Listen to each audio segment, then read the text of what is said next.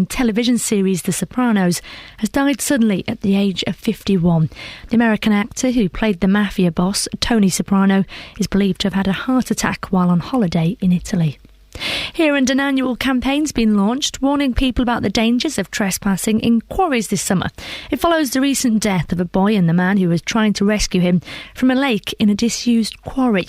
Lee Agnew has the details. There are currently 34 working quarries across the 3 counties, and operators say they regularly have problems with trespassers. Last summer, 4 teenage boys were drowned in quarries across the UK, and quarry companies say youngsters don't understand the risk they're taking. As well as heavy machinery, quarries often have extremely cold and deep water, unexpected currents and pumps operating beneath the surface. Steep drops are often hidden by vegetation, and there's a constant threat of falling rocks.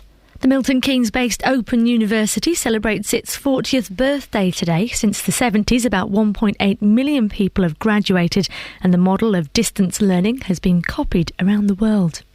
Streetlights left on in daytime in parts of Hertfordshire are wasting taxpayers' money. The leader of the Liberal Democrat group, Stephen Giles Medhurst, says residents' pleas for action appear to have been ignored. The County Council's been arranging for several to be switched off, but a light was on yesterday afternoon outside the Horns pub in Watford. Bar manager Owen Greenshields hopes he can resolve the situation. I don't understand why that is on. I'm sure now I've noticed it, thanks to somebody pointing out, I'll make some inquiries with the council. It is probably a mixed function or something, but again, obviously I get onto council and see if they can sort it out. Turning to sport now, Milton Keynes Dons are being linked with Scunthorpe winger Mark Duffy. Scunthorpe, who were relegated from League One last season, have already rejected a bid from Championship club Doncaster. Finally, the weather. We are going to see some showers, heavy at times. Dry come this afternoon though, temperatures 22 degrees Celsius. Get the latest news and sport online at bbc.co.uk/3 counties. Norfolk's Tom Youngs has been...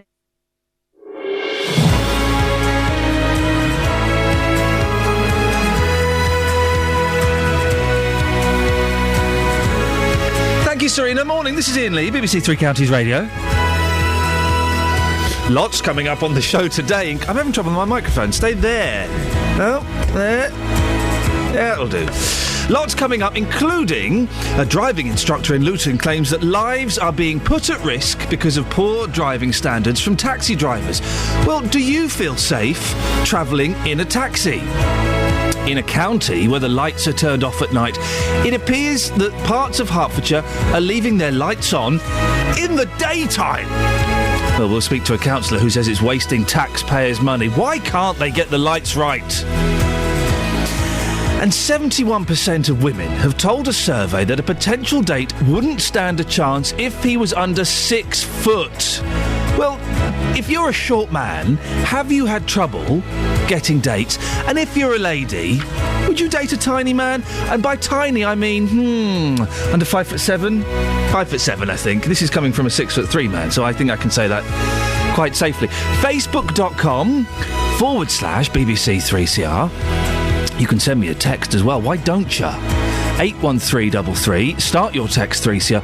The best way to get in touch, though, is to give me a phone call. It'd be nice to have a chat, wouldn't it? 08459 455 555. Across beds, hearts and bucks. This is BBC Three Counties Radio.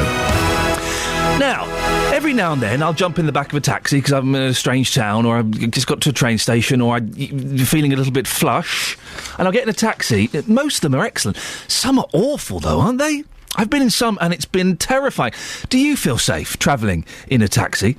Well, 2 driving instructors in Luton claim that lives are being put at risk because of poor driving standards from some taxi drivers. Paul Connolly has come to us with video evidence of what he says is appalling driving from drivers of private hire vehicles. He's calling for all taxi owners to take a driving standard agency test, something that's compulsory in other parts of the 3 counties. Well, we'll hear what he has to say after 7 o'clock this morning, but first let's find out more from our taxi correspondent, Tara Gungafol, who joins me in the studio now. What evidence has he gathered, Tara? Well, this is all video evidence. He's put a little camera in the front of his car and he's been recording what he sees when he gets out and about on the roads. Now, his evidence shows examples of taxi drivers getting into the wrong lanes, jutting out in front of the road without checking what's in front of them, and some drivers exiting roundabouts without checking their mirrors as well. He's uploaded some of his videos onto YouTube. I've seen a lot of this from other drivers as well, but they're not taxi drivers. They're not being paid to drive passengers around, are they? Absolutely. The man himself is Paul. He's the chairman of Luton and District Driving Schools Association. You're going to be speaking to him later. He's also a driving instructor himself, and he, along with other instructors, claim that lives are being put at risk because of what he describes as erratic, dangerous driving. And he has suggestions, doesn't he, as to what should be done? Yeah, absolutely. He says that all drivers who want to get a taxi licence should have to pass a test known as the DSA test, and that stands for Driving Standards Agency Test. At the moment, in other parts of the three counties, they have to do it. It is compulsory, and they have to pass it, but in Luton, taxi drivers don't need to take it at all. Now, Paul Connolly says that if taxi drivers were made to take this test before being granted a taxi licence, it would mean that driving and drivers would be safer on the roads, making it less dangerous for everyone. And I think that the reason we got this story is because Paul saw me having breakfast one day and came and said, I've got a story for you, which is, by the way, is a great way to get stories to us. And he seemed to imply that the taxi drivers in Luton had voted not to have to sit this test, that they were able to do it themselves, which seems an odd thing. We'll ask him that when he comes in, but it seems an odd thing if that's true. This DSA test, what does it involve? I've got to say, most people don't like exams. That's right. Well, yes, no, I know. Well, it is similar to a standard driving test, although parts of it are aimed more at driving a taxi or a private hire vehicle than a normal car. Now, the assessment includes around 10 minutes of driving without being given turn-by-turn directions, so none of this left at the next junction, please, or stop when I bang my dashboard, that sort of stuff. It will also test the driver on stopping at the side of the road, which is obviously something taxi drivers have to do on a very regular basis. Yeah. And it will also test drivers on the highway code road markings, and, you know, it'll ask them to perform an emergency stop, that kind of thing that a regular test will do, but just those additional extras as well. Yep. Now, you pass the test if you make 9 or fewer faults, and this is less faults than you get with a standard driving test, so you have to be better, I suppose. Right. I suppose that's the indication there. Because for the standard driving test, you're allowed to make 15 or fewer faults. Okay. So there's less room for error with this DSA test. There are also specific questions that are more targeted at taxi drivers too. Okay. Now, our reporter Barry Caffrey spoke to some taxi drivers parked up outside Luton railway station to ask them what they think of a DSA test being made compulsory for drivers here. We are favour of it, but most of the people, they're not qualified here, you know, especially even some of the hackney drivers, they are not qualified, or even the private hire, even they are worse, you know. And they don't know how to deal with the customers, they don't know how to provide them, you know, help them get out the taxi and put the luggage, you know, and speak to them and give them a proper information, you know. And what can be done to prevent those types of people? I think I blame to the council. The council, they, especially in Luton Borough Council, them lovely is private hire. They've got so many private hire in Luton, they've got no control. In terms of drivers then of taxis in Luton, because they don't have to do this DSA test, do you think that if they were made to do it, that they would become better, safer drivers? Obviously, if it's towards the better driving effort and towards the better customer services, obviously it will help them out. We don't mind going toward this test. Obviously, if we can help our skills-wise. If this DSA test was brought in, would you be in favour of it? Yes, I am in favour of it. Yes, yeah. And why would that be? Because at the moment, if you look at in Luton, the drivers, they don't know how to drive, they don't know how to talk to the customers, they don't know how to deal with the people. That's our reporter Barry Caffrey speaking to a taxi driver outside Luton railway station. We'll be hearing from Paul Connolly, who brought this story to us about his concerns after 7 o'clock this morning. He's going to come into the studio along with another driving instructor, Les Donnell. Well, what do you think? Should taxi drivers be made to take this more difficult test in order to be granted a licence? When you travel in a taxi, do you feel safe? I guess that's the question, isn't it? A lot of taxi drivers, yes, I felt very comfortable, very safe with them. Some, though, you think, oh, my goodness. A friend of mine was in a car crash with a taxi driver, but he wasn't licensed or anything. And he said, right, if the police come, can you say you're my friend? Yeah, I know. Isn't that naughty? And she went, OK, do I get a free ride out of it? And she did. I know, naughty. 08459 455 555. Do you feel safe in the back of a taxi. You can text as well, 81333. Start your text 3CR. I'll shut up because the Kinks deserve respect.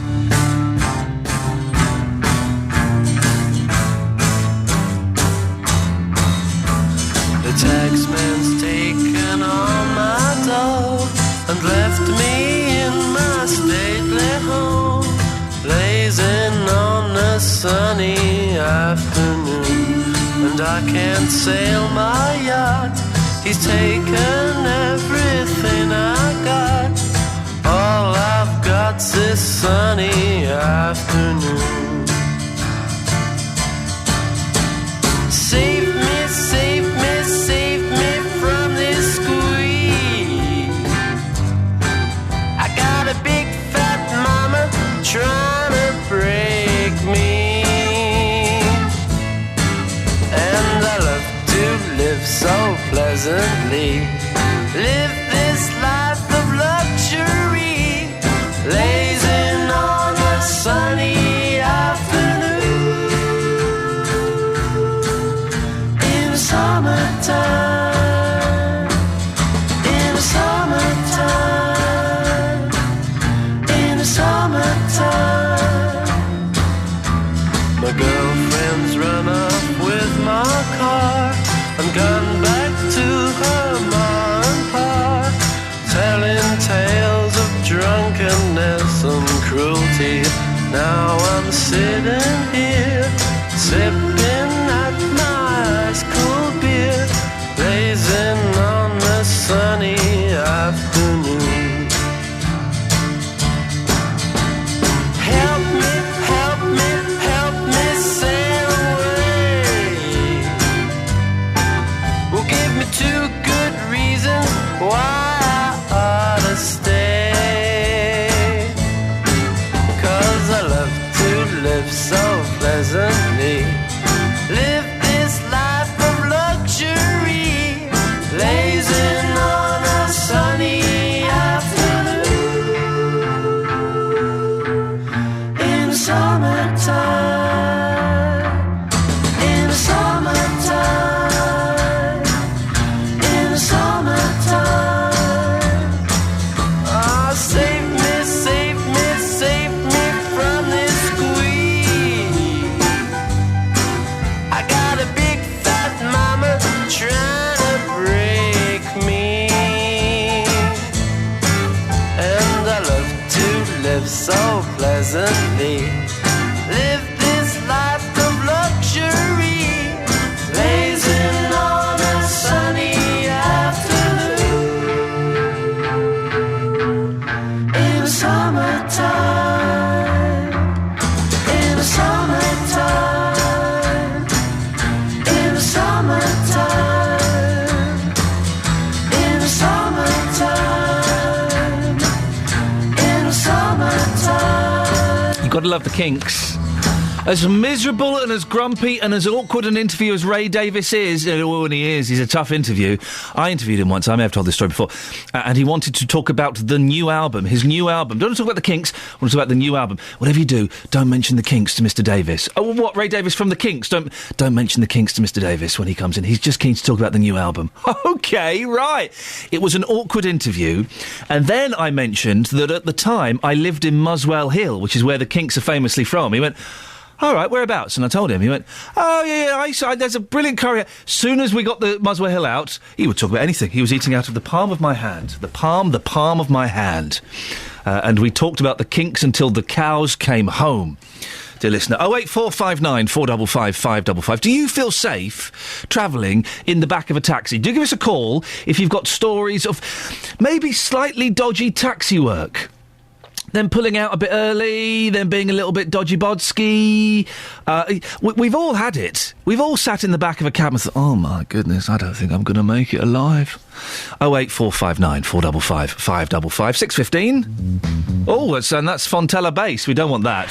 We want Adam Glynn. Travel news for beds, cards and bugs. BBC Three Counties Radio. Iain, good morning. All looking pretty decent out there on the roads. No accidents reported. All quiet.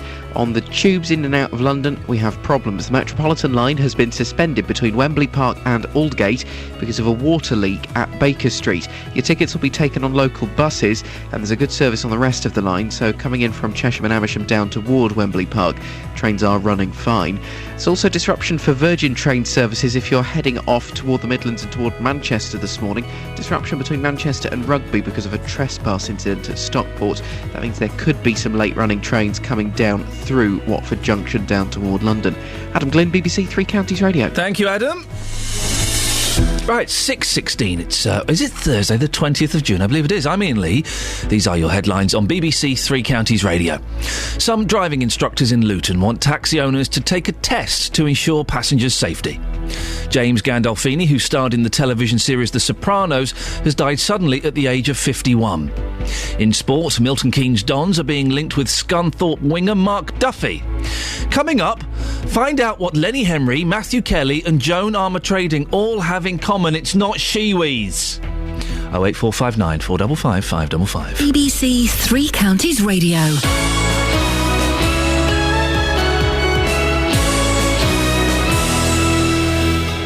Nick Coffer, across beds, hearts and bucks. On Friday afternoon, I'll be out of the studio for the grand reopening of the Higgins Bedford. Nick Coffer. I'll bring you a walk through all the exhibitions, dressing up as a Roman soldier and trying my hand at archaeology. Across beds, hearts and bucks. There'll be live performance, plus there might even be a spot of time travel. Nick Coffer. Live from the Higgins Bedford, Friday from midday. On BBC Three Counties Radio.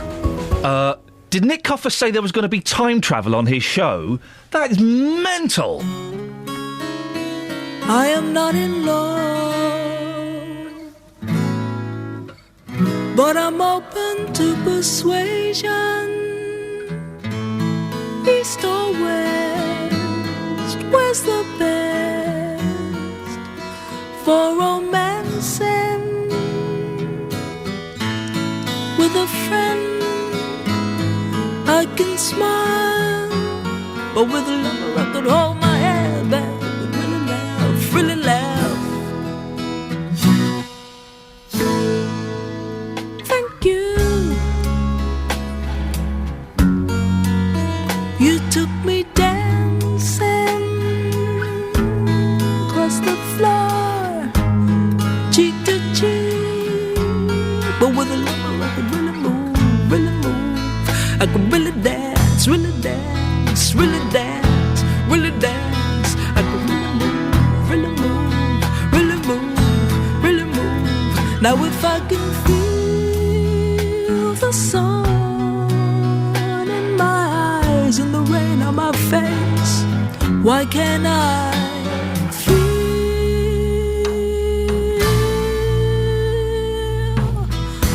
love?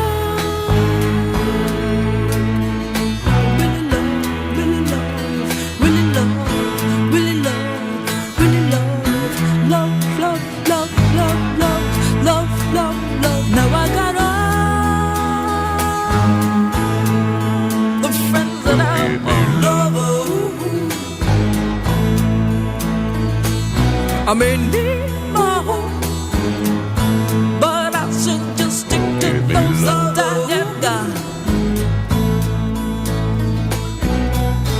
With friends I still feel so insecure. Little darling, I believe you can help me a lot. Just take my hand and leave me where you will. No conversation, no way, good night. Well,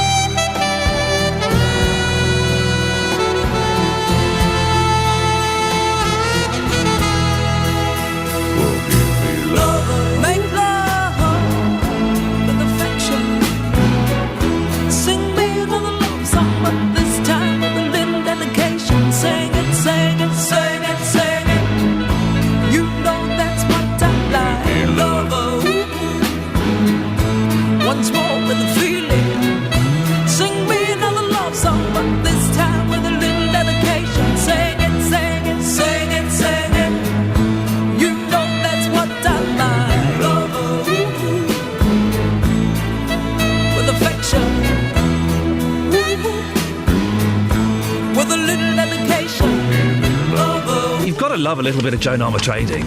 Once more, feel. You know that's what I like, lover.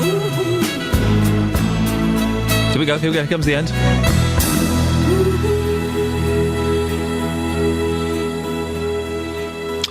Well, there you go, you see. There's a reason why we're playing a little bit of Joan Armatrading, because she's very loosely linked to the next story. Joan Armatrading, Matthew Kelly, Lenny Henry, Ian Rankin are all amongst the alumni. And today, the Milton Keynes-based Open University celebrates 40 years ago the first students graduating. Well, for many of us, our only experience of the OU was the television series on the BBC. Do you remember that in the 70s with the big beards and the jumpers and them pointing at boards and strange graphics and things? Well, since then, about 1.8 million people have graduated, and the model of distance learning has been copied around the world. Well, Dr. David Rothery started as a PhD student there in 1978. He now works as a volcanologist and planetary scientist. Good morning, David. Morning, Ian. Your OU experience started in 1978 as a student, is that right? That's right. I was a conventional student at Cambridge University, and I was looking for a PhD, which is what you do after your degree if you want to go on and be a scientist. And there was a PhD place offered at the Open University. I came across, was interviewed, my first sight of Milton Keynes, and I got the position. So before I began my geology fieldwork in Arabia, in the Oman, I was offered a week's work as a demonstrator on a geology summer school. So that was my first taste, a week with real OU students doing geology in the field, and it was brilliant because they were so keen. Now, did you say you went to Cambridge before? Yes. Was there not a little bit of snobbishness from your peers that you'd gone from Cambridge to the OU? Not really, because the guy who was my supervisor, Professor Iain, the founding professor of Earth Science at the OU, was very well known, and he was working on bits of ocean floor that had been thrust onto continents. He was one of the guys that recognised these things called ophiolites, which are ocean floor that have found their way onto land. And it was a very sexy kind of science at the time. So my geology peers were quite impressed with the PhD place I'd got. I do like the fact that you've made ocean floors sound sexy, David. Not many people could do that, and you've done it this morning. Thank you. It was quite an innovative concept, wasn't it? Distance learning. Absolutely. The idea was it was a chance for people who had never thought of going to university first time round. It gave them a chance later on in life to realise what they missed out on. And we were able to provide learning for people who had full-time careers or were bringing up children, which we still do, of course. And how does it work now? Because we do all, those of us of a certain age, remember those TV programmes from the late 70s, early 80s, 2 o'clock in the morning, big beards, big sweaters. I'm guessing is it all internet-based now? Well, first of all, the TV stuff was a bit that the public saw. It was never the main method of delivering teaching by the university. Right. We always produced our own written course materials, which I used at Cambridge, because we found the OU written stuff about the Isle of Skye or the Red Sea was really good stuff. So that was the main way students learned, plus face-to-face tutorials, plus residential schools, and the TV broadcast. We moved on from TV to doing it on video when people had their own video players, and now that kind of stuff gets delivered online. And we're moving perhaps rather too far away from providing people with actual books. And you lecture there now, David? Yes, I mean, I did my 3.5 years working as a PhD student. Then I managed to get some employment doing postdoctoral research still at the OU, because we were developing ways to use satellites to look at the Earth for geological mapping. And then I got a lectureship, and I'm still there. And you worked on, people might recognise you from The Sky at Night and other bits and pieces. What exciting things are you working on now, David? OK, well, I'm the lead scientist on the only British instrument that's flying to Mercury soon on the European Space Agency's mission called Bepi Colombo. It's an X-ray spectrometer. My colleagues at Leicester University are designing and building it. I was brought into the project because I'm a planetary scientist.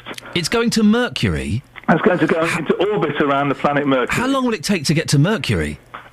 OK, it'll take about 6 years. We launch in 2016. Yep. Actually, we'll get into operation in 2023, so that's 7 years. You get to Mercury very quickly if you don't want to stop when you get there. You'll just whiz by it. You have to do some quite quite a complicated trajectory to arrive there so slowly when you get there that you can be captured into orbit. So it's a 6 or 7 year cruise to Mercury. And what are you hoping to find there? I've already got some inklings. There's a NASA mission, and not as sophisticated or as well equipped as ours, but brilliant, even so at the moment, called Messenger. It's found that the surface, it's a rocky body, bigger than our moon, smaller than the Earth, rocky body, no atmosphere, but the surface crust has got 2 to 4% of sulfur mixed in, which we don't understand. It shouldn't have that much sulfur so close to the sun where it was so hot when it formed. It's got areas on the surface that look moth-eaten, where the top layer is just dissipating away to space somehow. We don't understand that. It's got some ancient volcanoes. You can see big volcanic vents where explosions have occurred, vast areas flooded by lavas, other faults crossing the surface. It's absolutely dynamic and exciting landscape, and we don't understand it. And will you get? Sorry, I'm getting quite excited by your excitement about this. I love all of this stuff. Will we get pictures of Mercury, or is it just reading the atmosphere and things? There's no atmosphere on Mercury, so we get very clear pictures. People want to look for this, search for Messenger and Mercury on the internet. You'll get to NASA's Messenger website, and there are some superb pictures there showing the features I've described. We'll get higher resolution pictures of more of the surface. We can see the southern hemisphere very well when we get there. NASA's probed only just the northern hemisphere really, really clearly. We've got thermal infrared cameras. We've got a much better X-ray imaging system as well. So we'll get more information with Bepi Colombo when we get there. One mission builds on the previous one. That's the way it works in planetary exploration. And finally, there was some footage and some documents released in the last couple of days that supposedly back up claims there is life out there. What do you think, David? Is there life out there?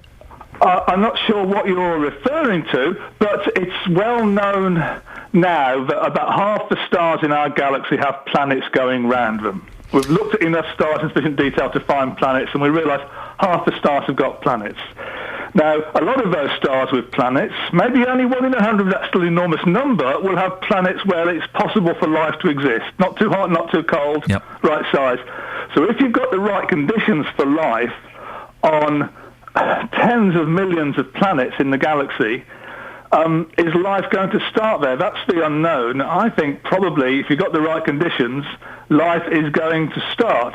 But we can't prove that yet. But certainly conditions for life are all over the place. That's all I need to hear. Hey, listen, it's really nice to talk to you. Thanks very much for coming on. You're welcome. There we go. It's Dr. David Rothery.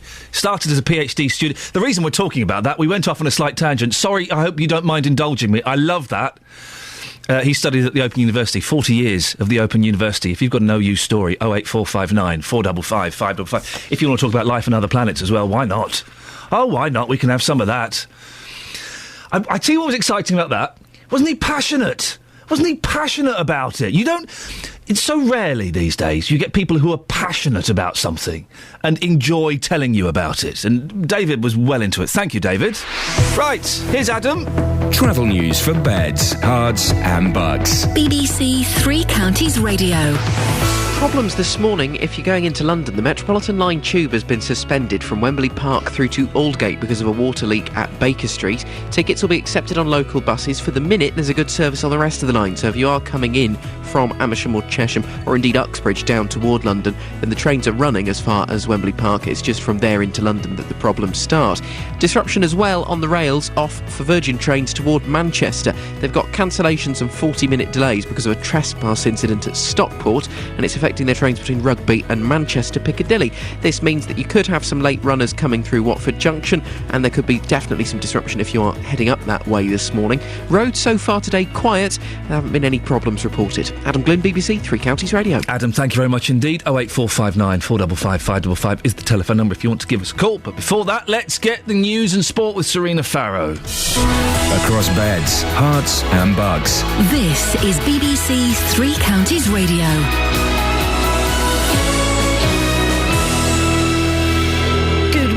Some driving instructors in Luton want taxi owners to take a test to ensure passengers' safety. They say some people of private hire vehicles are driving atrociously. A man's been taken to hospital after walking into a doctor's surgery in Luton with stab wounds. A man's been arrested in connection with the incident. James Gandolfini, who starred in the American television series The Sopranos, has died suddenly at the age of 51. And an annual campaign has been launched warning people about the dangers of trespassing in quarries this summer. That's the latest news. Now let's turn to all the morning sport. Three Counties Sports. BBC Three Counties Radio.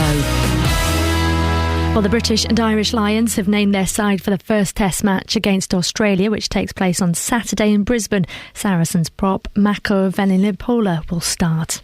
Elsewhere, Milton Keynes Dons have been linked with Scunthorpe winger Mark Duffy. Scunthorpe, who were relegated from League One last season, have already rejected a bid from Championship club Doncaster.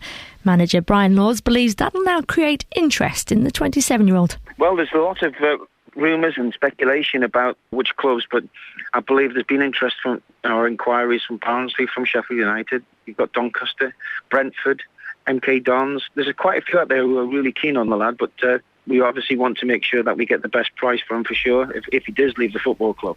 Centre-half Anthony Charles has become Luton's 7th signing of the summer. The 32-year-old who helped Barnet and Aldershot to the conference title back in 2005 and 2008 respectively has penned an initial one-year contract at Kenilworth Road. And Sri Lanka play India in the second semi-final of the Champions Trophy today, with the winner facing England in Sunday's final. Yesterday, England reached their first final of a global 50-over tournament in 9 years with a crushing 7-wicket win over South Africa. Play is due to begin just after 10. BBC Three Counties Radio, more from me at 7.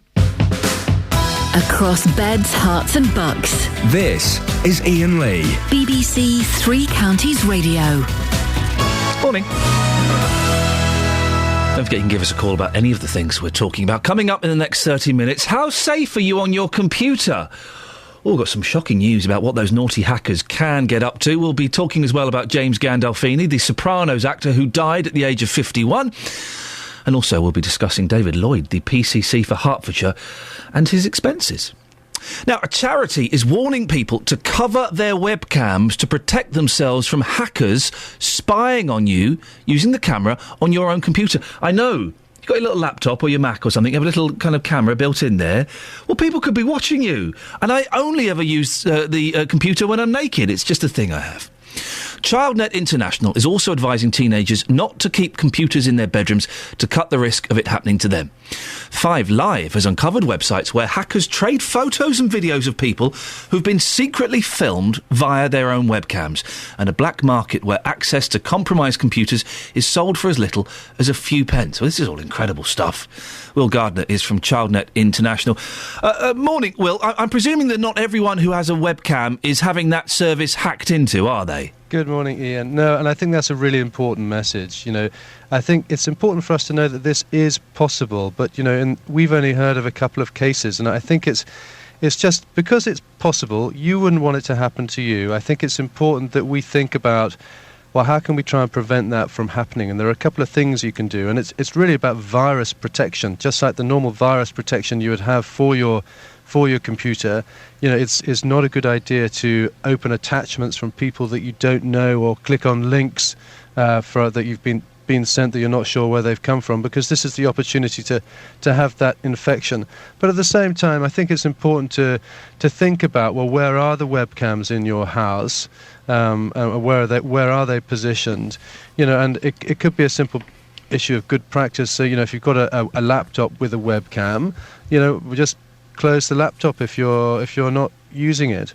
Is it possible to tell if it's happening? My webcam on my laptop has a little blue light if I'm using it. Would that always come on if there was a naughty person outside my computer using it? That's a good question, and my instinct would say probably yes, it would, but I couldn't tell you that 100%. I mean, the work that we're doing is really we know that 28% of primary school children and over half of secondary school children are using webcams, and we've got some advice that links into this particular point, but there's a range of other bits of advice that we want to make sure that young people know, so they're able to use webcams in a fun, safe and responsible way. Well, what is your advice then, Will? What things do you suggest? Well, we want young people to think before they cam. Think about the type of stuff that they are doing on the webcam, but also the type of personal information that might be visible if they are camming with somebody who they're not sure who they are. We also know that people can record webcams, so it's important to to be aware of that and hopefully let that influence the way that you behave online. We also know that young people sometimes get pressured to do things on webcam that they wouldn't otherwise do. And we want, a very simple message for young people is, you don't have to. If someone's making you feel uncomfortable, don't do it. And it's important to just say no. That's sort of old cliche, but just say no, because once you start doing things, then you make yourself particularly vulnerable for people then to manipulate you and threaten you to do more. There's an article in one of today's newspapers about a woman in her 20s whose webcam was hacked when she was in the bath. I don't know why she had a laptop in the bathroom at the time she was having a bath. But she says she didn't go to the police because she felt stupid.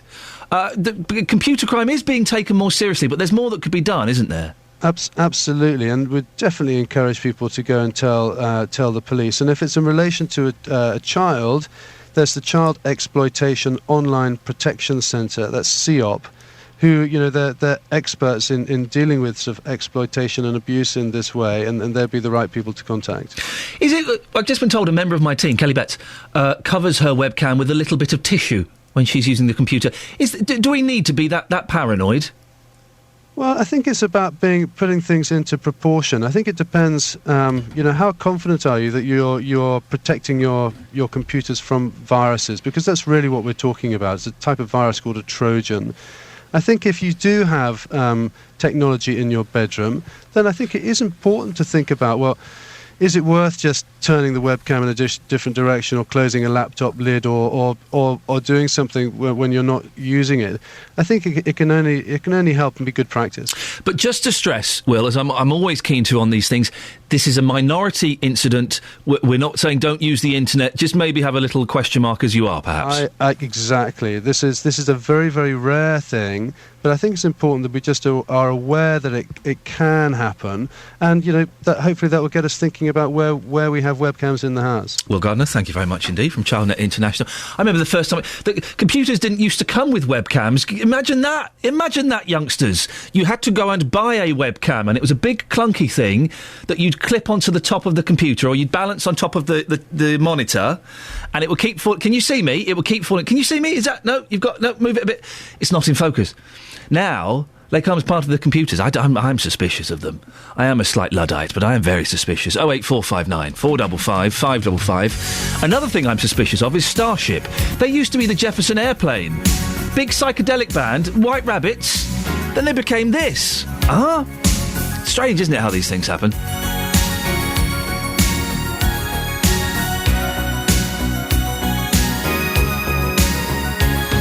Looking in your eyes, I see a paradise. This world that I found is too good to be true.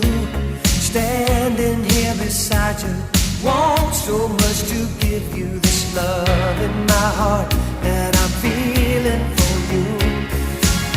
Let them say we're crazy, I don't care about that. Put your hand in my hand, baby, don't ever look back.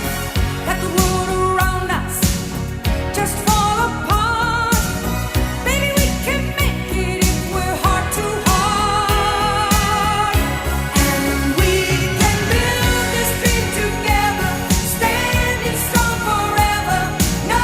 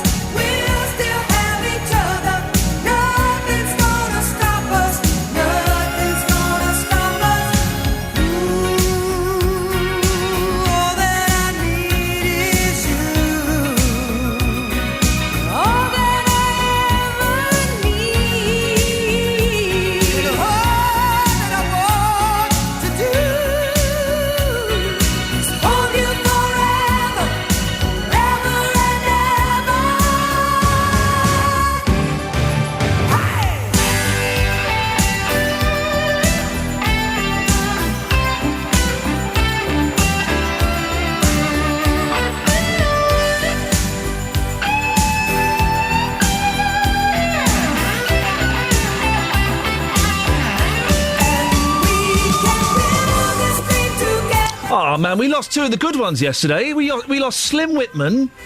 He was very old, Slim Whitman, the singer. We lost him, which is a great shame. I like a bit of Slim. We also lost James Gandolfini. I couldn't believe it. This morning, I turned on my phone, looked at Twitter. The first thing I read was James Gandolfini died. You'll know him, of course. He's been in loads of films, probably most famous for being in The Sopranos. Died at the age of 51. It's no age, is it? It's believed he had a heart attack while on holiday in Italy. He won 3 Emmy Awards for the role of Tony Soprano and was praised for successfully contrasting the traits of a ruthless mafia boss with that of a warm family man. There she is. It's that little girl, but I forgot her name. Gladys? Nika. No, Murgatroyd. Nika. Oh, Danny's girl. Danny's little girl. Well, tributes have been coming in following his death. Here's the BBC's Katie Watson from Washington. We've had some statements from his managers. They said that our hearts are shattered. We will miss him deeply. He and his family were part of our family for many years, and we're all grieving. And HBO, which aired The Sopranos, said we're all in shock. He was a special man, a great talent, but more importantly, a gentle and loving person who treated everyone, no matter their title or position, with equal respect. He will be deeply missed by all of us. So there's great shock in the TV industry here in the US. Well, Michael Goldstrom recently worked with James Gandolfini. He definitely left a huge mark on our entertainment system here. Really transformed television, and seeing someone like him on the screen made it possible for a lot of people to see themselves, hey, it's not just slick-faced people up there, but a real person. James Gandolfini, who's died at the age of 51. It's no age, is it? It's 11 years from me. You don't know what's around the corner. No age at all. And I've got to mention Slim Whitman has died. Most of you going, who? What? All the kids out there going, what? Sorry, who? Slim Whitman. Singing legend Slim dies at age 90. That's kind of that's kind of a more respectable age, perhaps. The yodeling American country legend Slim Whitman died yesterday at the age of 90. 120 million records he sold. Oh yeah, One Direction, 1D. Look and learn. 120 million records. Toured with Elvis. He used to yodel. You see, that's what's missing from pop music these days, is the yodel. We don't get enough... What? Listen, 1D, Coldplay, Jessie J and Backstreet Boys, if you want to make it big, just get a bit of yodelling into your records, for goodness sakes. Travel news for beds, cards and bugs. BBC Three Counties Radio. Starting to slow up on the M25 with queuing traffic from Kings Langley at junction 20 toward Chorleywood at junction 18 for the 8404. Really, that's about it on the roads at the minute. Speed sensors aren't picking up any other problems, and looking at the cameras across the 3 counties, I can't spy any other issues. On the trains and tubes, though, got problems for the Metropolitan line in London. Services suspended Wembley Park through to Aldgate because of a water leak at Baker Street. This means that no trains are running along that section at the moment. There is a good service, though, on the rest of the line, so trains are still coming in as far as Wembley Park from Amersham, Chesham and Uxbridge. Virgin trains run with disruption between Manchester, Piccadilly and Rugby because of a trespass incident at Stockport. If you're heading up toward Manchester or indeed toward the West Midlands this morning, you could be affected by this. Cancellations and delays of up to 40 minutes can be expected. So some services will be on diversion as well. It also means the potential for some late running trains coming down from Manchester toward London through Watford Junction. Adam Glynn, BBC Three Counties Radio. Yeah, I'll cancel you by up to 40 minutes in a minute, Mr. Glynn. Thank you, Adam. More from you in 15 minutes. Right, 6:46. It's Thursday, the 20th of June. I'm Iain Lee. These are your headlines on BBC Three Counties Radio. Driving instructors claim passengers' lives are being put at risk because of taxi owners' poor driving in Luton. Elsewhere in the town, a man has been taken to hospital after walking into a doctor's surgery in Mersey Place with stab wounds. In sport, Saracens prop Mako Vunipola has been included in the British and Irish Lions side for their first test. Coming up, we'll be discussing the Police and Crime Commissioner for Hertfordshire, David Lloyd. But before that, here's the weather with Wendy Hurrell. Beds, Herts and bucks weather. BBC Three Counties Radio. Good morning. I'm going to be a storm chaser throughout the day today because it is all going to go pop. This humidity, this warmth, it is going to lead to some thunderstorms throughout the day today. No, it can't. Yeah. No. Why? No, because we're going to build dens in the garden today, Wendy. Well, you've got to build a really good den then, haven't you? I've Make promised- sure there's a tarpaulin over I've promised the boys we're going to build dens. How exciting, though, to be in a den in the garden when there's a thunderstorm raging around you. They'll never forget. Yeah, you're right. Carry on. Thank you, Wendy. Sorry. So they're coming at us twofold. There's some that will move in from northern France. Currently, they're sort of residing over Paris, so they're a little bit further away from us currently. But they're going to work their way in. And as the afternoon goes on, we're also going to start making a few of our own. Now, they're not going to be for everyone. You might dodge them. But where they do turn up, there could be some really quite torrential rain, rumbles of thunder and lightning and all that sort of stuff, and some local surface water flooding for a time anyway. So that's why the Met Office has us covered by a weather warning. But we start the day with some brightness. There will be some brightness throughout the afternoon as well, but just this risk of the showers cropping up. And temperatures should get to 20 or 21 degrees, so a little fresher than yesterday. As we go through the evening and overnight, we're still at risk of getting one or two of these showers. Temperatures will dip to about 14 degrees Celsius, but I think there will be some dry, fine weather overnight as well.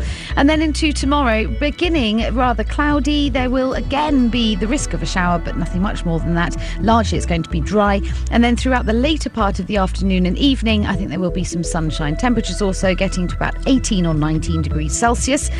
And then for the weekend, well, we start Saturday with a spell of rain. And once that whizzes through, it will be blustery showers and sunshine for the rest of the day with a high of just 17 degrees Celsius. And there will be blustery showers on Sunday as well. Actually, it's really going to be quite breezy and gusty throughout the day on Saturday. So it's all back to normal after this nice warm spell. Thank you very much, Wendy.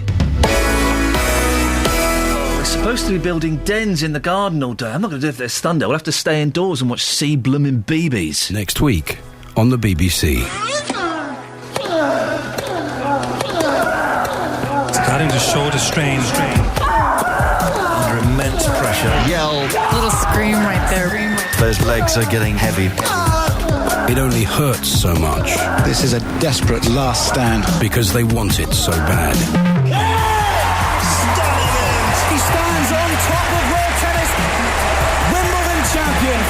Wimbledon starts on Monday across the BBC. This person's called Philip Phillips. That's funny, yeah. Hold on to me as we go, as we roll down this unfamiliar road. And although this wave is stringing us along,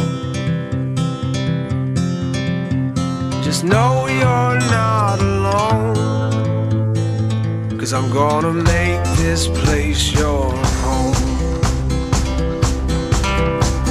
Settle down, it'll all be clear. Don't pay no mind to the demons, they fill you with fear. The trouble in might drag you down. You get lost, you can always be found. Just know you're not alone.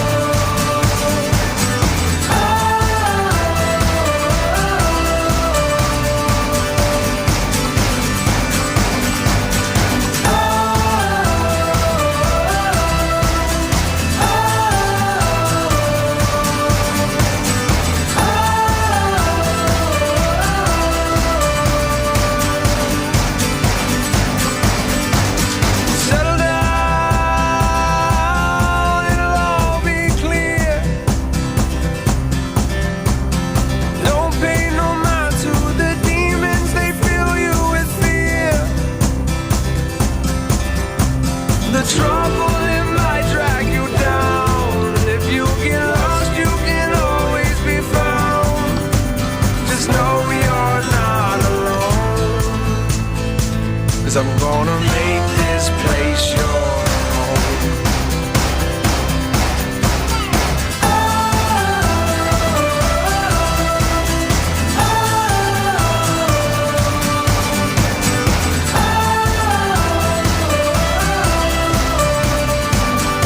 If you're going to impersonate a band and a singer, then yes, impersonate the singer from Delamitri. Why not? I think I've played on Delamitri's drums on television. I know. I think it was Delamitri's drums. My first ever television appearance, kind of. I was in the audience of the Danny Baker show when he used to have his own TV show. And I was a student. And he went, right, who can play the drums? And I went, yeah, that'll be me. I couldn't play the drums. It's on YouTube. Type in Iain Lee, Danny Baker. We'll put it on the Facebook page, actually. And it's me trying to play the drums of the closing credits of the Danny Baker show. If you look very carefully, I whack myself in the eye. What an idiot. I do. We'll put it on the Facebook page, facebook.com/BBC3CR, if you're really bored. Now, tonight, the Hertfordshire Police and Crime Panel will meet to discuss a number of issues, including hospitality enjoyed by the Police and Crime Commissioner, David Lloyd. Well, I'm joined by our political correspondent, Paul Scoynes. Paul, what exactly do we mean by hospitality? Well, Ian, this relates to several meetings and benefits, if you like, that the PCC has received and published on his website, so including several eye-catching events. So he went to a Watford versus Cardiff football match on the 6th of April. He and his assistant went along. It was a 0-0 draw, by the way. Several dinners at some quite fancy restaurants, actually. Can I just go back to the football match? He didn't he get a VIP box or something? It was yes, that's right. Yes, an executive box. Yep. Yes. I think he was a guest of somebody. Right. Several nice restaurants. Luton Who went there for lunch, and Auberge du Lac as well, one of the nicer restaurants in Hertfordshire. And also he went to the opening of the Harry Potter tour in Watford as well. I don't know what the relevance of that to the PCC is. Perhaps defence against the dark arts. Yeah, and we already know that some questions that are going to be addressed by members of the public. Yes, and a lot do relate to the process of the Police and Crime Commissioner, and these roles, of course, introduced last November, and they are statutorily required to publish some data on their websites, including what we've just seen, the allowances, expenses, and the sort of hospitality that they've received, but also to respond to certain things. And one of the questions comes from a member of the public about the amount of time it took the office of the PCC to respond to an a freedom of information request as well. So there's some points that have been raised about that, but a lot do refer to process. They're quite detailed in some areas, but it will be interesting tonight to hear what the Police and Crime Panel, which is the Overwatch organisation, if you like, the sort of backbench committee which looks after the PCC's sort of dealings, and what they discuss. The PCC won't be there tonight. He has agreed that he wouldn't be. That's been long known. He has sent us a restatement saying that he's keen to ensure that transparency in the way his office works is there, and he says that it's important that the Police and Crime Panel scrutinise this role.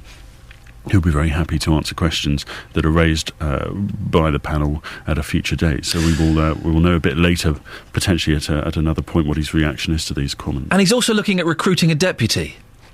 Yes, that's right. You might remember back, it was only a few months after the role had been created that he gave the job of Deputy Police and Crime Commissioner to the woman who ended up coming second to him in the run-up for the Conservative ticket, Dr. Rachel Frosch, and she had to step down after a sort of an unfortunate tweet where she likened socialists to Nazis and sort of remembered that the Nazis were originally sort of socialists, and that caused a rather kerfuffle, and she then felt it was appropriate to step down from the role, and she's been without a deputy since then, but he has notified the panel that he wants to start the process of reappointing a deputy.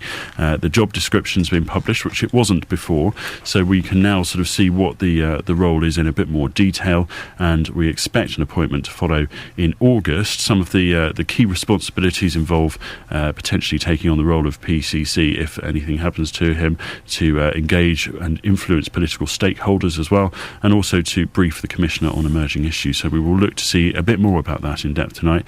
David Lloyd has told us that in terms of the expenses, he said that these events were important in supporting the delivery of an ambitious, expansive police and crime plan, and he expressly sought the input of the business community. It is interesting as well, Iain, that he does publish those facts on the website. Some of the other commissioners in our area don't. Thames Valley Police don't, or Thames Valley Police and Crime Commissioner Anthony Stansfeld doesn't have that information freely available that I could find anyway, and it was only published on the Beds Police and Crime Commissioner website under a Freedom of Information request. It wasn't a specific link. So. Any progress on Mr. Stansfeld coming onto the radio to talk to people? He keeps turning us down, doesn't he? Yes, I have to say it's been a while since I tried. I shall put in another call to his office. Yep. Certainly, we did ask around the time that he was pressed by his own police and crime panel about his expenses, and just looking at those, I do want them here. I mean, just to give a bit of. You got 20 seconds. Okay, well, Ollie Martins, between who's the Bedfordshire PCC, between November and March, claimed £153. If I'm just looking to Stansfeld's claims in March alone this year, they were over 600 as well. Wow. Though he has moved his office recently. We need to get him on, Paul. Could you put a little call in today? I will do that. Yeah. Thank you very much. Paul Scoynes there. We do need to get Mr. Stansfeld on. There's a few questions I would love to ask him. Travel news for beds, cards and bugs. BBC Three Counties Radio. On the M25 clockwise, 2 lanes are closed. There's heavy traffic. It's because of a lorry fire between Chorleywood at junction 18 and Watford at junction 19. Lanes 1 and 2 are currently closed off. The lorry is on the hard shoulder. The fire brigade are still putting out the fire through there. On the anti-clockwise side, it's starting to slow up through the roadworks, Waltham Abbey to Enfield, and there are also queues from Kings Langley toward Chorleywood going past the scene of that fire, but on the other carriageway, of course. Metropolitan Line Tube service has been suspended, Wembley Park to Aldgate, because of a water leak at Baker Street. Your tickets will be taken on local buses. There's a good service on the rest of the Metropolitan Line, no other tube problems this morning. And for Virgin Trains, it's disruption Manchester Piccadilly to Rugby because of a trespass incident at Stockport. So if you're heading off that way this morning, expect some late running trains, and there could well be some late runners coming down from Manchester through toward London. Adam Glynn, BBC Three Counties Radio. Thank you, Adam. In the next hour, how safe do you feel when you get into a taxi? Have you seen some pretty poor driving? If you have, give me a call, 08459 455 555. Here's Serena with the news. On FM, AM, online and digital radio. This is BBC Three Counties Radio.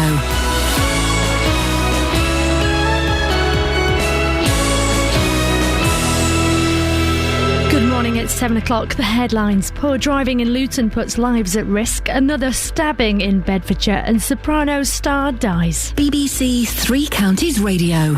Some driving instructors in Luton want taxi owners to take a test to ensure passengers' safety. Paul Connolly has come to us with video evidence of what he says is appalling driving from those of private hire vehicles. He's calling for all taxi owners to take a driving standard agency test. Also, this taxi driver agrees that something needs to be done. But most of the people, they're not qualified here, especially even some of the hackney drivers, they're not qualified. At the moment, if you look at in Luton, the drivers, they don't know how to drive, they don't know how to talk to the customers, they don't know how to deal with the people. Well, Paul Connolly himself will be speaking to Iain Lee here on BBC Three Counties Radio straight after this bulletin. In other news this morning, a man's been taken to hospital after walking into a doctor's surgery in Luton with stab wounds. The 59-year-old, who was stabbed in Mersey Place, was treated at a surgery on Liverpool Road before being taken to hospital at around 3:15 yesterday afternoon. A man's now been arrested in connection with the incident. James Gandolfini, who starred in the American television series The Sopranos, has died suddenly at the age of 51. The American actor who played the mafia boss Tony Soprano is believed to have had a heart attack while on holiday in Italy. Now, more than £2.5 million is being spent on derelict properties in Buckinghamshire and Hertfordshire. The properties have been identified as locations for antisocial behaviour and crime.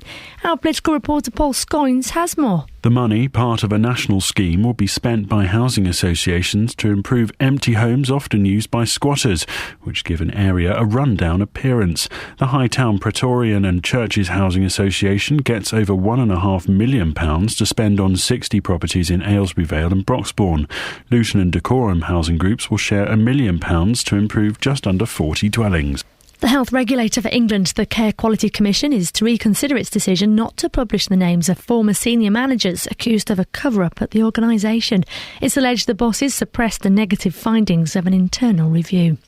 Now, streetlights left on in daytime in parts of Hertfordshire are wasting taxpayers' money. The leader of the Lib Dem group, Stephen Giles Medhurst, says residents' pleas for action appear to have been ignored, while the County Council's been arranging for the lights to be switched off, with these local residents baffled. I don't see why they can't switch them off. They must have that technology. I don't understand what they're doing. It sounds incompetent. It's a waste of money unless there's no point, unless there's a need in terms of safety. It's just neglect to turn them off. It's daft. It's just consuming energy, isn't it, to no effect. Perhaps they haven't got the resources to turn it off, and it's just one of those things. Turning to sport, and the British and Irish Lions have named their side for the first Test match against Australia, which takes place on Saturday. Saracens prop Mako Vunipola will also start in that team. Showers then for the rest of this morning, although becoming dry this afternoon. Temperatures reaching 22 degrees Celsius. Get the latest news and sport online at bbc.co.uk/3 counties.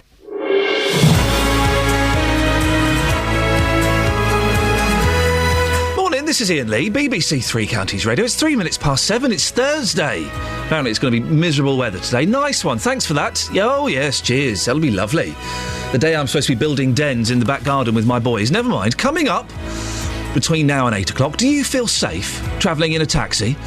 Well, a driving instructor in Luton claims lives are being put at risk because of poor driving standards from some taxi drivers. We'll be speaking to him in a little bit. In a county where the lights are turned off at night, it appears that parts of Hertfordshire are leaving their lights on in the daytime. We'll speak to the councillor who says it's wasting taxpayers' money. And 71% of women have told a survey that a potential date wouldn't stand a chance if he was under 6 foot tall. Well, if you're a short man, do you struggle to get dates? And if you're a woman, are you interested in tiny men at all? Facebook.com/BBC3CR. You can send me a text, 81333, start your text 3CR, or you can give me a call, 08459 455 555. Across beds, hearts and bucks. This is BBC Three Counties Radio. Now, do you use taxis, and how safe do you feel in the back of a minicab? Well, a driving instructor in Luton claims lives are being put at risk because of poor driving standards from some taxi drivers. Paul Connolly has come to us with video evidence of what he says is appalling driving from private hire vehicles. He's calling for all taxi owners to take a driving standard agency test, something that's compulsory in other parts of the 3 counties. Well, Paul, who is also chairman of the Luton and Districts Driving School Association, joins me in the studio now, along with another driving instructor, Les Stonnell. Good morning to both of you. Paul, can you give me some examples of some of the unsafe driving that you've spotted from taxi drivers? Yeah, basically, I'm a driving instructor, as you know, and while I've been out there driving, they tend to sort of pull out in front of us. They overtake us on the road and then pull in front because there's cars coming towards us and stuff like that. The video evidence that we've got is the one on the roundabout where the taxi driver blatantly gets into the wrong lane and then forces us across the road onto the other side of the road. So if there was a car that was coming up to turn right off of the roundabout, we'd have crashed into the side of him or that vehicle, basically. And, I mean, we kind of see bad driving with regular drivers on the road, but I guess we do expect a little bit more, don't we, Paul, from people that are professional drivers and are being paid to carry us around? Well, that's right. It's basically they're a passenger service vehicle, if you think of it in that way, and you wouldn't get a bus driver that would get in a bus without taking the proper licence to actually be able to drive it. And in other parts of the county, it's mandatory that they do it through the council, and we'd like to know why Luton Borough Council haven't brought it in here to make our roads safer. So, sorry, in the rest of the county, the taxi drivers have to take this exam, but they don't have to in Luton? That's as far as we're led to believe. So if you're a taxi driver in Dunstable, you've got to take it over there, and if you're in St Albans, you've got to take it over there. But in Luton, we don't actually enforce it in Luton, and we don't know why. Have they given you any reason as to why that's the case? 'Cause that seems very odd, doesn't it? That Luton, which is such a busy town, doesn't enforce this.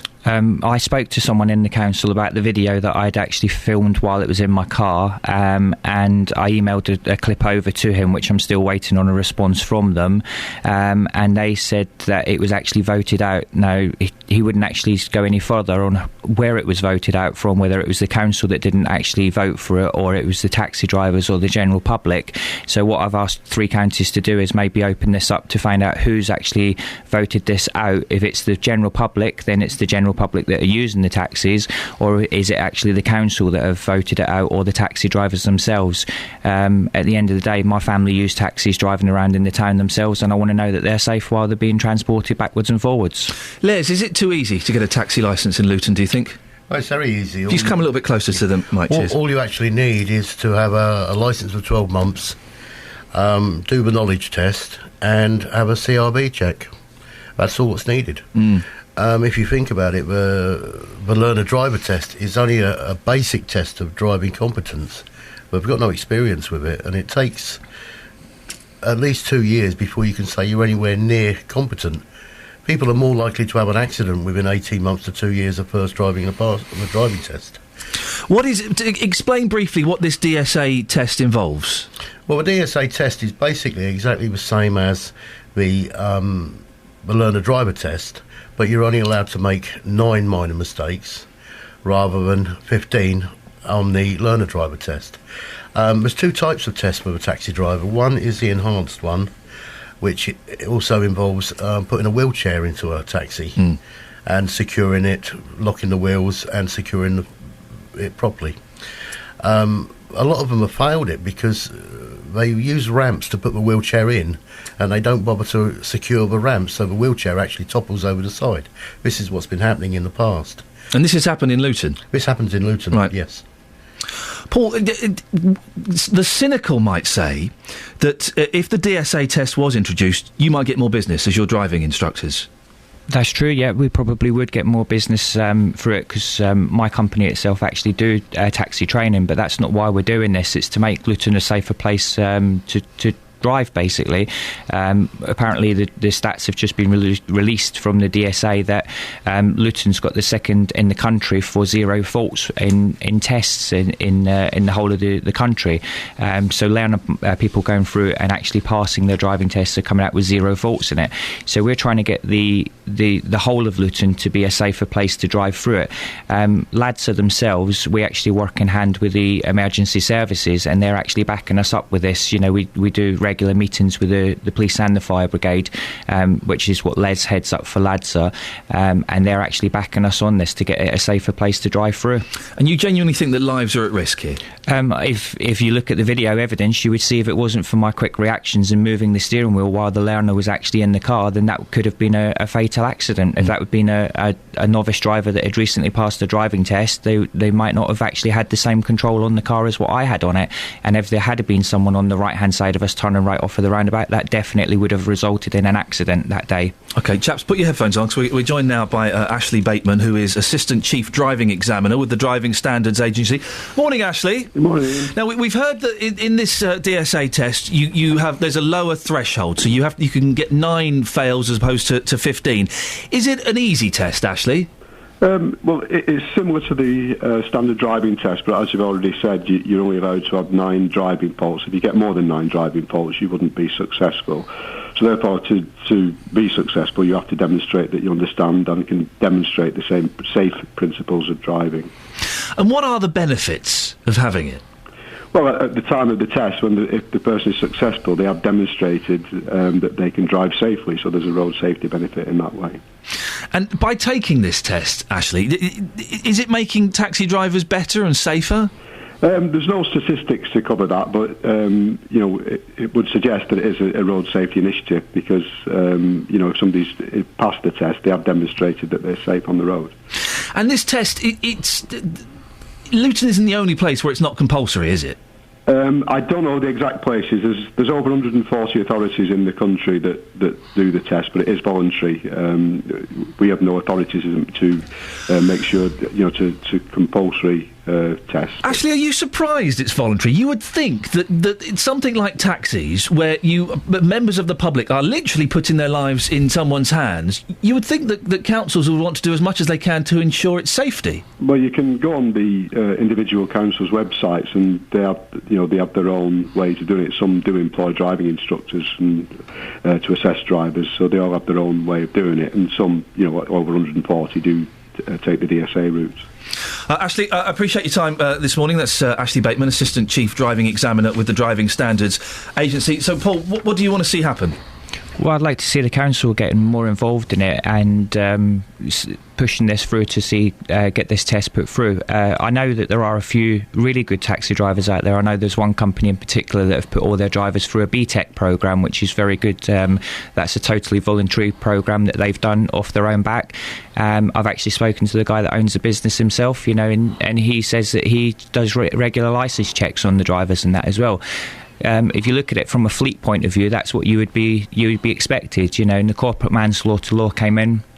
The taxi drivers are self-employed and everything, but they still have a duty of care on the road. They're self-employed themselves, so they need to be looking at it and making the road safer, basically. It would improve their driving, cut down on their fuel, cut down on the environmental issues and everything if they took these courses and done something about it.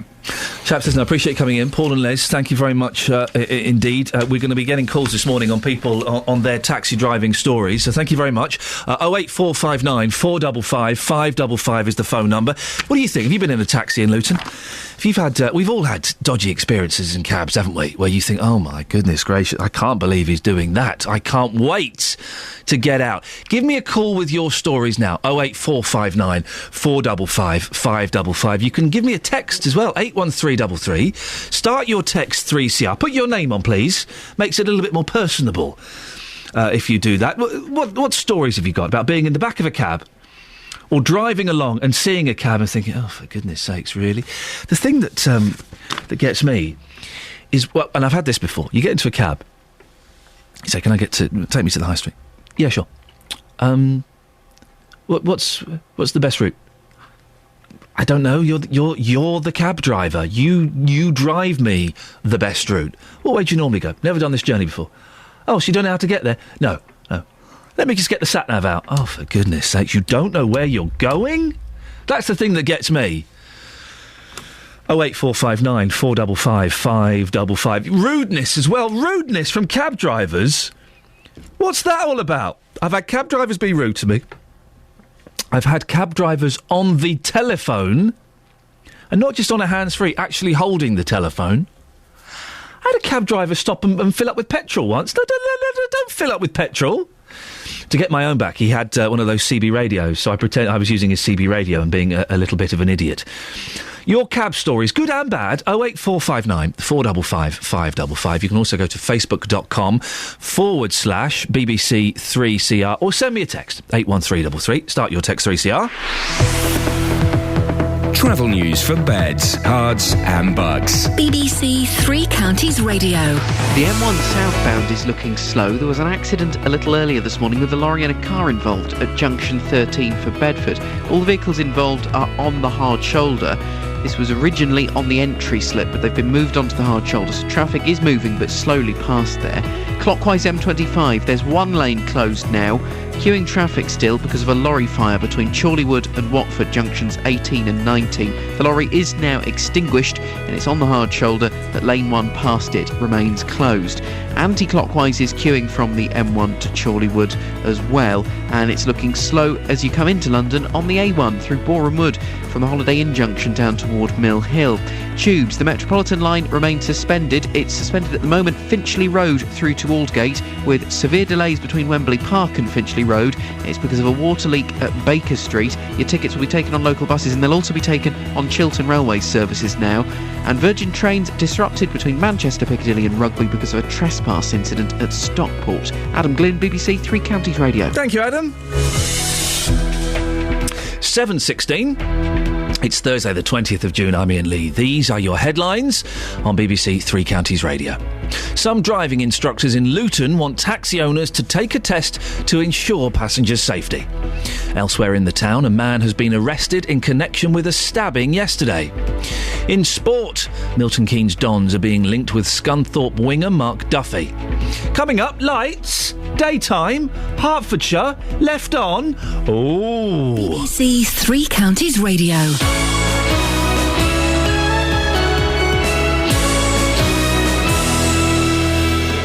Every weekday morning, questions are asked. What should the government do next to stop people smoking? Who do you blame for our failing high streets? Opinions are formed. There is no place in a civilised society for people like that. They should get real. Part of me says it is wrong. And you get to have your say. I think the whole thing is absolute garbage, frankly. Join in with the big phone-in from 9. Not everyone will agree. What an interesting conversation. The JVS Show, weekday mornings from 9 on BBC Three Counties Radio.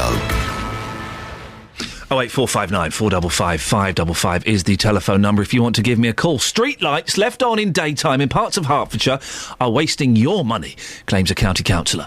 And the leader of the Liberal Democrat, Stephen Giles Medhurst, says residents' pleas for action appear to have been ignored. Well, our reporter, Ewan Duncan, found a streetlight on outside the Horns pub in Watford yesterday afternoon and asked passers-by for their reaction. Well, it's very wasteful, yeah. I think it's irresponsible. Do you notice it much locally? I try not to notice it, because you're paying for it. Maybe they could have somebody go out and patrol, and do something about it. Somebody must be responsible ultimately for that sort of thing. I think it's a waste of energy and should be switched off by timer or however they do it. And the councils are trying to save money by switching them off at night, so it's rather ironic if at the moment they're being left on in some places. You do see some lights on, certainly, and usually it's a single one rather than a row. But it's just a waste, isn't it, when we're all trying to save energy as well. I'd rather they were on at night, because if you're coming back from somewhere in the middle of the night and driving up the car, up the road, you can't see anyone if they suddenly come out quick, and there's a high risk of hitting someone. It's not even going to be your fault. It's one of those things, isn't it? There was a big hoo-ha, a brouhaha, about people, the councils turning the lights off at night time to save a bit of money. So you've got pitch black streets. Well, you say pitch black. But they're leaving some of them on in the daytime. Well, that's just ridiculous, isn't it? And in the great scheme of things, hey, Syria. But it's one of those things that does wind me up. We're making cuts everywhere. Well, turn the lights off in the daytime. How difficult can that be? 08459 455 555. Well, we can speak to Stephen Giles Medhurst, the leader of the Lib Dems on the Hertfordshire County Council. Morning, Stephen. When were you first made aware that lights were being left on during the day? Well, there's always been problems with that occurring across the county, but in terms of the main A roads, I reported a number of these about 4 months ago, and as they still hadn't been rectified, I've been chasing officers ever since, and last Friday they finally admitted that they hadn't got a system in place for A and B roads, in that the contractor wasn't dealing with what is known as day burners, and even worse, the faults that had been reported had been ignored. So, sorry, they're ignoring reports of faults? They're not now, but right. They certainly were, and I've got that in writing from the head of highways. They basically dropped off their systems. They hadn't got systems in place. Faults that I'd reported, faults that other residents had reported and other councils had reported on the main A roads had been lost. Well, that's incredible. What areas of Hertfordshire are we talking about, Stephen? Well, across the whole of the county. It's not a huge number. They've now admitted there's at least 260 lights being left on the main roads, this is the main A and B roads, all day long, which they have yet to rectify. Is this an embarrassment as far as the council are concerned? Well, I think it is. They've got a new contractor in place from October. One of the contractual requirements was to fix what is known as day burners, i.e. street lights on all day long. Stephen, stay there for a second. I just want to bring in our reporter, Justin Dealey, who lives in Hertfordshire. And I know we're talking about lights being left on during the day. That's right. But, Justin, you're aware of lights being turned off at night, aren't you? Absolutely, and I have to say, I mean, this is just a personal view, but I don't like it one bit. I'll give you a very brief example. On Saturday, I was in Hemel Hempstead. I was walking from the Marchmont Arms pub into the Old Town, and when we were walking towards the Old Town, it was pitch black. You could not see anything. In actual fact, we almost crashed into a couple, and the only reason we didn't is because we heard voices. And again, some people say, well, take a torch with you. Well, you're not always going to be taking a torch with you when you're going to your local pub, but I find the whole thing pretty dangerous. I'm in St Albans today. The street lights, like the whole of Hertfordshire, have been turned off for quite a while at night, and I've been asking people how it's affected their lives. So you live in St Albans. What's it like having those street lights either late at night or early in the morning? Well, for me, early in the morning, as I say, I'm a window cleaner. I have to go out and fill my buckets up, and I can't see anything. And it's quite a bit naughty sometimes, so, you know, I think it's well out of order for me. It's all right in the summer when it's light, but in the winter, I can't see a thing. It's pitch black. And do you feel like it almost invites people to come out and potentially rob others? Well, yeah, I do. People who are in that sort of thing, like, you know, it's inviting them, isn't it? Probably, again, you're local, you live in St Albans. Since the lights have been turned off, what's your life been like? How's it affected you?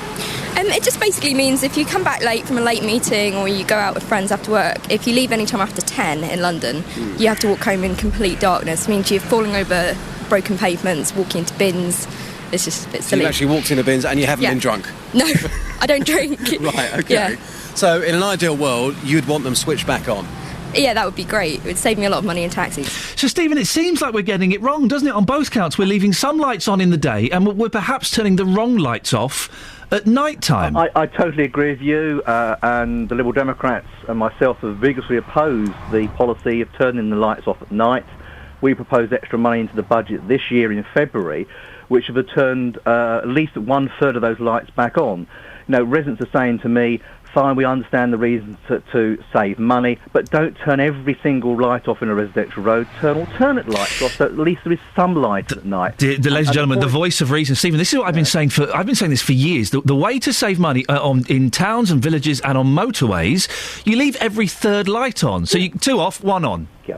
And indeed, you know, what's equally even sillier is that some of the main roads, Waterfields Way, for instance, in Watford, it's a main dual carriageway. There is no pedestrian pavements on either side of it. The lights are all night long. Cars have headlights. Pedestrians do not have torches with them.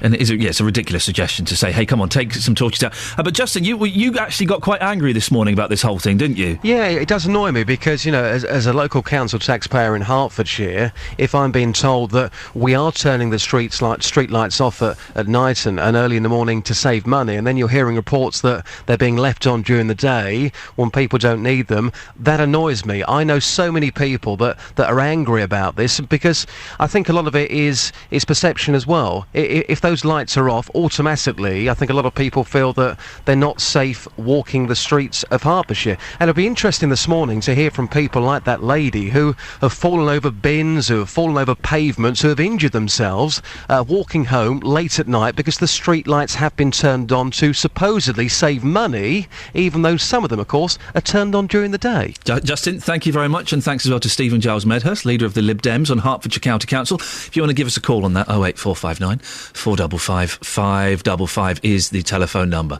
Now, there's a story in one of the newspapers, well, it's in a few of the newspapers today, that, well, women don't like short men. They're kind of turned off by short men. I'm a strapping 6'3" lad. I always thought I was 6'4" until I went for a medical a couple of years ago. They went, you're just under 6'3". I went, excuse me? Just under 6'3"? I don't think so. Well, what do you think? If you're a gentleman of restricted height, and I'm going to say 5'8" and under is short for a man, do you struggle to get dates? And if you're a woman, do you look for men over a certain height? We're joined now by Lisa Moore, who is the owner of an introduction agency called Tempting Fate. Good morning, Lisa. Good morning, Iain. Your agency, is it online where people can tick a little box of the height? No, we interview everybody. We do have a website, of course, but then we do interview people before we can take anybody on. And do you allow short men on your books? It's not a question of allowing, it's a question of what we have at the time. I mean, most of our females are over 5'7", although, having said that, we have broken the mould and we have some very short females of 5 foot, etc. So we can take short men on. Short, I would say, would be under 5'7". We've had a couple of men who are 5'5", and we have helped them. Yeah. But we have to be careful not to take too many on. Now, isn't that interesting you say that? Why do you have to be careful about not taking too many short men? Because I personally wouldn't take somebody's money as a bona fide professional agency if I didn't think I could help them. And the majority of our girls are 5'7" and above, and so they do want usually a man who's up to 6 foot tall. So you're very good if you're just a plus on that. Do women, when they come in and you interview them, do they say, look, no one under 5'8", please? They usually say they want somebody 6 foot. Right. It's not under a certain height. And when I sort of say, well, what about somebody your own height? And then we talk around the issues of, it's not imperative to have somebody taller. And of course, a lot of girls like to wear heels, which makes them even taller. Some short men, obviously, are very successful with women. I'm thinking, of course, of Tom Cruise and that wee fella off of Fantasy Island. So some are very successful. Is it because Tom Cruise is a multimillionaire actor, or does he have a certain X factor? I think a lot of it's got to do with who he is. That represents, like Rod Stewart, he's always gone for statuesque blondes, hasn't he? And I think it's who they are, the power of that person, and of course money does have a lot to do with it. It's amazing how that can change somebody's mind. Short men always feel the need to show off a bit, I find, as well. The short man syndrome, where they have to be a little bit louder and a bit try and appear bigger than they actually are. Yes, but I mean, the short men that we've helped have been really good, very well dressed. They've come across well, and I've told them, they know very well. They say, well, we know that my height's against me. Will you be able to help me? I don't want to get. Most of them don't want to go out with a girl that's taller than them. Oh. So, they, as long as we can find shorter ladies, as I've said, I've got a couple of ladies at the moment who are 5 foot, 5'1", so they're perfect. And they, in turn, don't want to meet a very tall man. So it's all swings and roundabouts, as with all human beings. They're all different. Lisa, I appreciate your time this morning. Lisa Moore is the owner of an introduction agency called Tempting Fate. Would love to speak to... We've sent Justin out to ask about this as well. I'd love to speak to a tiny man this morning. A tiny, under 5'8", I would say is short for a man in 2013. Really? I always feel a bit sorry for tiny men. I don't know why. I don't mean to sound patronising, although, of course, I realise that does sound patronising. But I do feel very sorry for them. They're coming at life from such a disadvantage. If you're a tiny man, do you struggle to get dates with women? Do you really want to go out with a woman smaller than you? 08 459 455 555, if you can reach the telephone. And if you're a woman, do you have a problem with men shorter than you? Have you done that thing where you sat down at a bar next to someone? Oh, hey, let's go out for a meal or something. Then they stand up and they're wee. You could fit them in your pocket. Famous tiny people. Bruce Springsteen is under 5 foot. Tom Cruise, 5'2". I'm making these numbers up, but I know they're tiny men.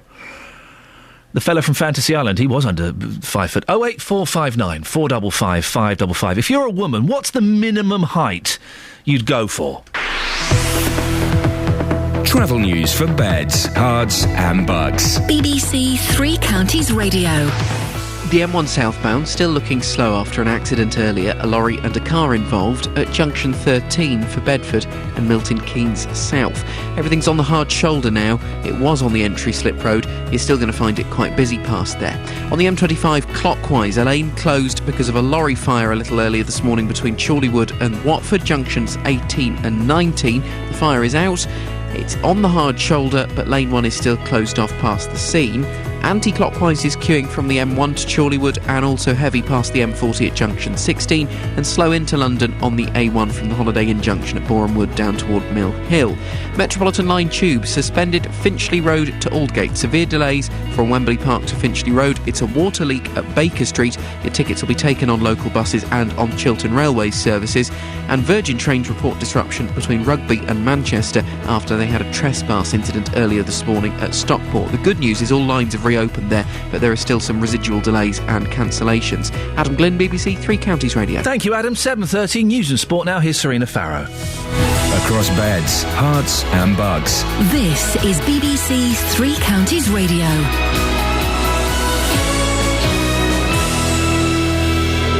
Good morning. Some driving instructors in Luton want taxi owners to take a test to ensure passengers' safety. It comes as they say people of private hire vehicles are driving atrociously. Meanwhile, a man's been arrested in connection with a stabbing in Luton. A 59-year-old was treated at a surgery on Liverpool Road yesterday afternoon. James Gandolfini, who starred in the American television series The Sopranos, has died suddenly at the age of 51. And more than £2.5 million is being spent on derelict properties in Buckinghamshire and Hertfordshire. The properties have been identified as locations for antisocial behaviour and crime. That's the news. Now let's move on to all the morning sport. Three Counties Sports. BBC Three Counties Radio.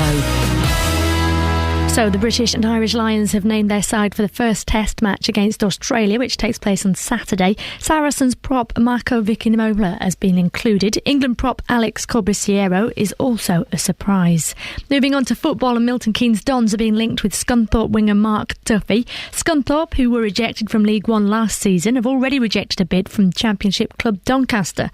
Manager Brian Laws believes that'll now create some more interest. Well, there's a lot of rumours and speculation about which clubs, but I believe there's been interest from our inquiries from Barnsley, from Sheffield United. You've got Doncaster, Brentford, MK Dons. There's quite a few out there who are really keen on the lad, but we obviously want to make sure that we get the best price for him for sure if he does leave the football club. Turning to Luton now, and centre-half Anthony Charles has become the 7th signing of the summer for them. The 32-year-old, who helped Barnet and Aldershot to the conference title in 2005 and 2008 respectively, has penned an initial one-year contract at Kenilworth Road. Elsewhere, Sri Lanka play India in the second semi-final of the Champions Trophy today, with the winner facing England in Sunday's final. Play is due to start just after 10 o'clock. And there were defeats for all 4 Britons at the Eastbourne International Tennis yesterday. Laura Robson, Heather Watson and Ellen Baltaksha are all went out. BBC Three Counties Radio, more from me at 8. Call 08459 455 555. BBC Three Counties Radio. Coming up in the next 30 minutes, we're talking about banks, we're talking about webcams that could be turned on without your knowledge, and we're talking about tiny men. Before that, just before the news, we mentioned some street lights that were being left on in the daytime and turned off at night. My solution has always been turn off... to save money at night time, turn off every second and third light. So you've got a light on, 2 lights off. Light on, 2 lights off. Well, Peter's emailed me, ian.lee@bbc.co.uk. Milton Keynes turned off every third street light. It cost about 50 grand to do it. In the following year, accidents at night rose by 30% and 2 people died, attributed directly by the coroner to the lights being off. Rather than just turn them back on, the new policy is to turn them on trimmed and dimmed. This means they are dimmed and go off at midnight. The cost of this is £860,000? No. Pete, show me where you got those statistics from. Remember that the original intention was to save 40 grand a year and to combat climate change. You may ask, where has trimming and dimming at the cost of £860,000 been tested? It hasn't. It costs just under £1 million to trim and dim the lights. I'll go around and do each one individually for half that. 08459 455 555. Now, the bit of Lloyds Bank owned by taxpayers could soon be sold off. The last government spent billions saving the institution during the economic crisis. But the Chancellor says conditions are now nearly right to re-privatise it. The Chancellor says RBS, which was also bailed out, is further from being ready for sale. But Lloyds is nearly good to go. Lloyds is in a good position. Investor interest is growing, and shares are already trading at around the price where selling would reduce the national debt. That's something we all want to see. I can announce that we're actively considering options for share sales in Lloyds. Of course, we will only proceed if we get value for the taxpayer. Well, the Shadow Chancellor, Ed Balls, says it's important the government gets the sales right. The Chancellor can get Lloyds back at a profit. That's a good thing, so long as we get bank lending moving. But as for Royal Bank of Scotland, for weeks we've been told the Chancellor was going to rush for a quick fire sale. The taxpayer would have lost. It would have been bad for the economy. He should do it properly. I'm pleased he's back down. Well, joined now by Jonathan Davis, who's an economist and a wealth manager. Good morning, Jonathan. Are you confident that the government can get this right? Well, I don't know what you mean by right. I think it's appropriate that we shouldn't hold on to banking assets. We being the taxpayer and the government, it should be in private hands. And I think it's appropriate that we should try and get as much for it as possible because we lost so much money already. For Osborne, however, to say that Lloyds is in a good state financially now, I think is total nonsense because, as everyone knows, something like 1 in 8 or more of households are in negative equity, which means that they owe more on their mortgage than is the value of their house. And of course, Lloyds and Halifax, which is part of the same group, was the biggest lender. And of course, these people still owe that money. So that is indication that there is still massive bad debts within the Lloyds organisation. Is this what I've been hearing about, the good part of Lloyds and the bad part of Lloyds? Well, there's a little good, but the majority of it is bad. Lloyds is Lloyds and Bank of Scotland. Now, Bank of Scotland was a totally, utterly reckless lender in the decade up to 2008. Halifax lent to anyone and everyone, Lloyds not so much. And of course, it was Halifax Bank of Scotland which went under, and Gordon Brown effectively told Lloyds to take them over. It is still in a dreadful state. No doubt the government is trying to get rid of it, put it into the private industry, which in one sense is good, but on the other sense, we're going to be shafted yet again. How's that going to work? Because after the share sale to the institutions, the financiers who are going to make a lot of money out of this, the next share sale will be to you and me, the public, as well as to the pension funds, and of course it will be the next share sale where all the rubbish comes out into the open. What else can he do? We can't keep sitting on this bank, can we? Well, what he can do, not so much focus on the minutiae of an individual bank. We need the entire banking sector and the economy in the round.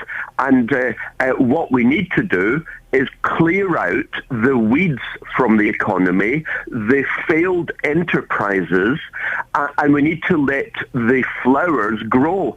When we have, as we have, in effect, a zero interest rate environment, and we're borrowing over £100 billion a year and effectively putting most of it into the banking system, we're not letting the economy right itself 5 years after the biggest economic and financial collapse in history. We need a couple of years of hard recession in order to have a generation of growth. Instead, and I know a lot of people will not agree with this, in effect, Osborne and the coalition are doing what the last lot did, and we are, in effect, in a 30-year depression because he's not letting the bad stuff get thrown out, and he's not letting the good stuff come forward. Yesterday, Jonathan, we were talking on this show about bankers who are irresponsible, possibly facing prison sentences. That was a recommendation from the Commission on Banking Standards. Would that work? I think, having spoken to legal experts on this, I think it's highly unlikely that we're will to jail anyone for recklessness. And my own personal view is we shouldn't even try. And on top of that, I think this is yet more obfuscation and evasion by politicians to pretend that they're doing something. The focus should not be on reckless lending. The focus should be on fraudulent, criminal activity. We know for a fact that there has been fraud and criminal activity within banking, LIBOR manipulation, money laundering in Mexico by HSBC. These are proven, and there are many other examples. And yet, how many bankers have been prosecuted for criminal activity? The answer is not one. Jonathan, thank you very much indeed. Jonathan Davis, who is a financial expert and economist and wealth manager. 08459 455 555. Text 81333. Start your message with 3CR. Text will be charged at the standard network rate. BBC Three Counties Radio. So, taxi drivers. We've heard from some driving instructors who say that the Luton taxi drivers don't sit a certain exam and that they are dangerous on the roads. What do you think? What are your experiences of being in the back of cabs? 08459 455 555. Priya's disappeared. We'll try and get Priya back if we can. In the meantime, here are some texts. One's from Pat. Hi, Iain. Taxi drivers in Luton especially believe they are above the law when driving on our roads. Regularly, you see them doing a turn in the road on major roads. On the phone whilst driving is all too common, and speeding from one destination to another. Luton Borough Council's answers to past complaints from me are that there's a lack of licensing officers to deal with those offending taxi operators. Why don't you get them on the show? Who do you want on the show? Pat, the taxi drivers or Luton Borough Council? You do see some awful things. Taxi drivers should not be using their... no one should be using their telephones when you're driving. Although it's legal in the States. But taxi drivers in particular, they should be setting a better example, shouldn't they? I think Priya's back. Morning, Priya. Good morning. Priya, what's your experience of being in a cab? It happened years ago, but we got it when we first moved to Luton, and we got into a taxi, me and my husband, and the taxi driver went and lectured us about a mixed race couple. Why are we together? But we're bad people for doing that, and if you have children, then that's the worst thing you could have done for them. He lectured us the whole trip. So I'm guessing from your name, Priya, that you're possibly Indian. I'm Indian. And is your husband white? He is indeed, yes. And so at what point in the journey did the driver start saying, oh, no, that doesn't work? Well, he started talking like he was generally talking, chit-chatting, and then, then he sort of started going off on one about, how bad it is and you shouldn't do that. And, Why did he think it was bad? I don't know. That was just his opinion, I think. Did you not tell him to get stuffed? Well, it was tempting, but I mean, I just looked at my husband and he looked at me as if to say, don't say a word. Oh, right, and, yes. But I did leave him a tip. We just couldn't wait to get out of the taxi. You didn't leave him a tip? No. Good for you, Priya. Listen, it's not the best line, so I'll let you go. It's funny, isn't it? The control that taxi drivers have over us. I have consented to casual racism in the back of a cab, just because. Actually, once or twice, I've kind of said, I think you're a bit out of order there, mate. But it's just easier to go, yeah. Hey, come over here. Nicking all our jobs. Yeah, I know. Mm-hmm. And that's... listen, I'm not casual racist at all, and it's shameful I do that, but it's really hard. You're in the back of a cab, a black cab or a mini cab or whatever, to kind of say, well, actually, no, I think what you're saying is inappropriate. It's really hard to do. James in Milton Keynes says, I drive for a living. I'm almost cut up daily by cab drivers in Milton Keynes. I don't know if Milton Keynes Council has a test. I think they do, James. I think they do. Belinda says, I was in the back of a cab in Luton. The driver had a conversation on the phone, not hands-free. His one-handed driving terrified me. I got out early and walked the rest of the way. I reported him. The thing is, a lot of them are great. A lot of them are really good drivers, but a lot of them are so rubbish, aren't they? And the thing that gets me is they will not shut up. Shut up. Just stop talking. I don't want to talk to you. I don't want to. So you having a good day? Yeah. What do you do for a living? I'm on the radio. Oh, you famous? Oh. Do you know that Christian O'Connell? Yes, I do. Yeah. What's he like in real life? Because he's an idiot. I don't want to talk to you. 08459 455 555. Your experience of being in cabs. By the way, if you're a taxi driver and you want to phone up and defend yourself, give us a call. Try and pull over first if you can. No, not when you've got a fare in the back. Just, rules and things, innit? Travel news for beds, cards and bugs. BBC Three Counties Radio. Toward the Black Cat roundabout, queues are starting to build this morning. Southbound on the M1, traffic's easing after the accident earlier at junction 13 for Bedford. All the vehicles that were involved in that are on the hard shoulder, and everything's moving past there quite well. Clockwise M25, we've still got queues after the earlier lorry fire. It's on the clockwise carriageway between Chorleywood and Watford junction 18 and 19. Congestion back to Maple Cross at 17. The good news, though, is that all lanes have now reopened. They did have lane 1 closed off past that fire. Anti-clockwise, queuing from the M1 to Chorleywood, and it's also slow past the M40 at junction 16. Disruption for Virgin trains to and from Manchester because of an earlier trespass incident at Stockport, meaning we could have some late running services coming down from Manchester toward London, and then into London on the tube. Severe delays on the Metropolitan line because of a water leak at Baker Street. The good news is that service has now resumed to all destinations. However, it's still causing big problems, and your tickets will be taken on the buses and on Chiltern Railway services for the time being. Adam Glynn, BBC Three Counties Radio. Adam, thank you very much. Right, it's nearly 7:47. It's Thursday the 20th of June. I'm Iain Lee. These are your headlines on BBC Three Counties Radio. Taxi owners in Luton are being told to take a special test as their driving is putting passengers' lives at risk. The watchdog for schools in England wants to create a special team to help poorer pupils who are falling behind their wealthier classmates. In sport, Saracens player Mako Vonipa has been included in the British and Irish Lions.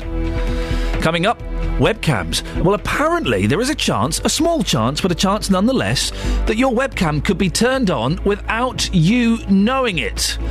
Dear, some of the things they might see. 08459 455 555. Here's the weather with Wendy. Beds, Herts and Bucks weather. BBC Three Counties Radio. Good morning. We start the day with a bit more hazy sunshine for some places at least, some thick cloud about as well, and that really warm and humid feel again. Now we're going to start seeing some heavy thundery showers as we go through the morning and into the afternoon as well. Some will come up from France, some will make ourselves on the way, and temperatures will get up to about 21 degrees Celsius at the top end today. Now these showers, they're not going to be for absolutely everyone, but where they do crop up will be heavy, thundery, possibly give us some localised surface water flooding as well. So the Met Office has us covered by a weather warning for that throughout the day today once these showers get going. Still a few knocking about throughout the evening, but it becomes dry overnight for the most part, with temperatures around 13 or 14 degrees Celsius. And tomorrow, although there is the risk of a shower, particularly in the afternoon, I think it will be largely dry with some sunny spells breaking through, especially towards the end of the day, and temperatures will get up to about 18 or 19 degrees Celsius. As for the weekend, well, we start it with a spell of rain and then it turns blustery with some showers and sunshine in between those. It's going to be much fresher, 16 or 17 degrees Celsius, and it's still going to be rather blustery with showers on Sunday as well, so back to normal over the weekend. Thank you very much, Wendy.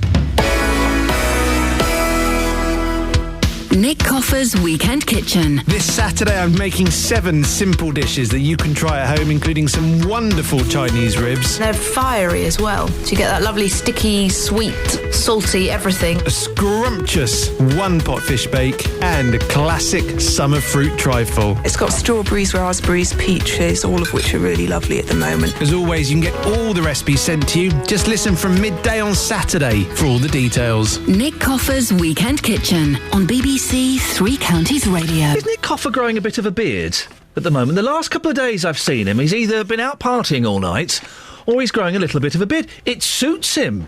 It looks good on him. We're talking about No Connection, Short Men, soon, and also webcams. But before that, taxis.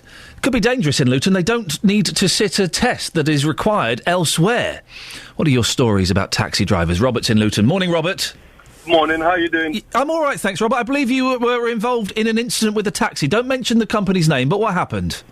Well, basically, I ordered a taxi from Cosgrove Way Industrial Estate on the 25th of January.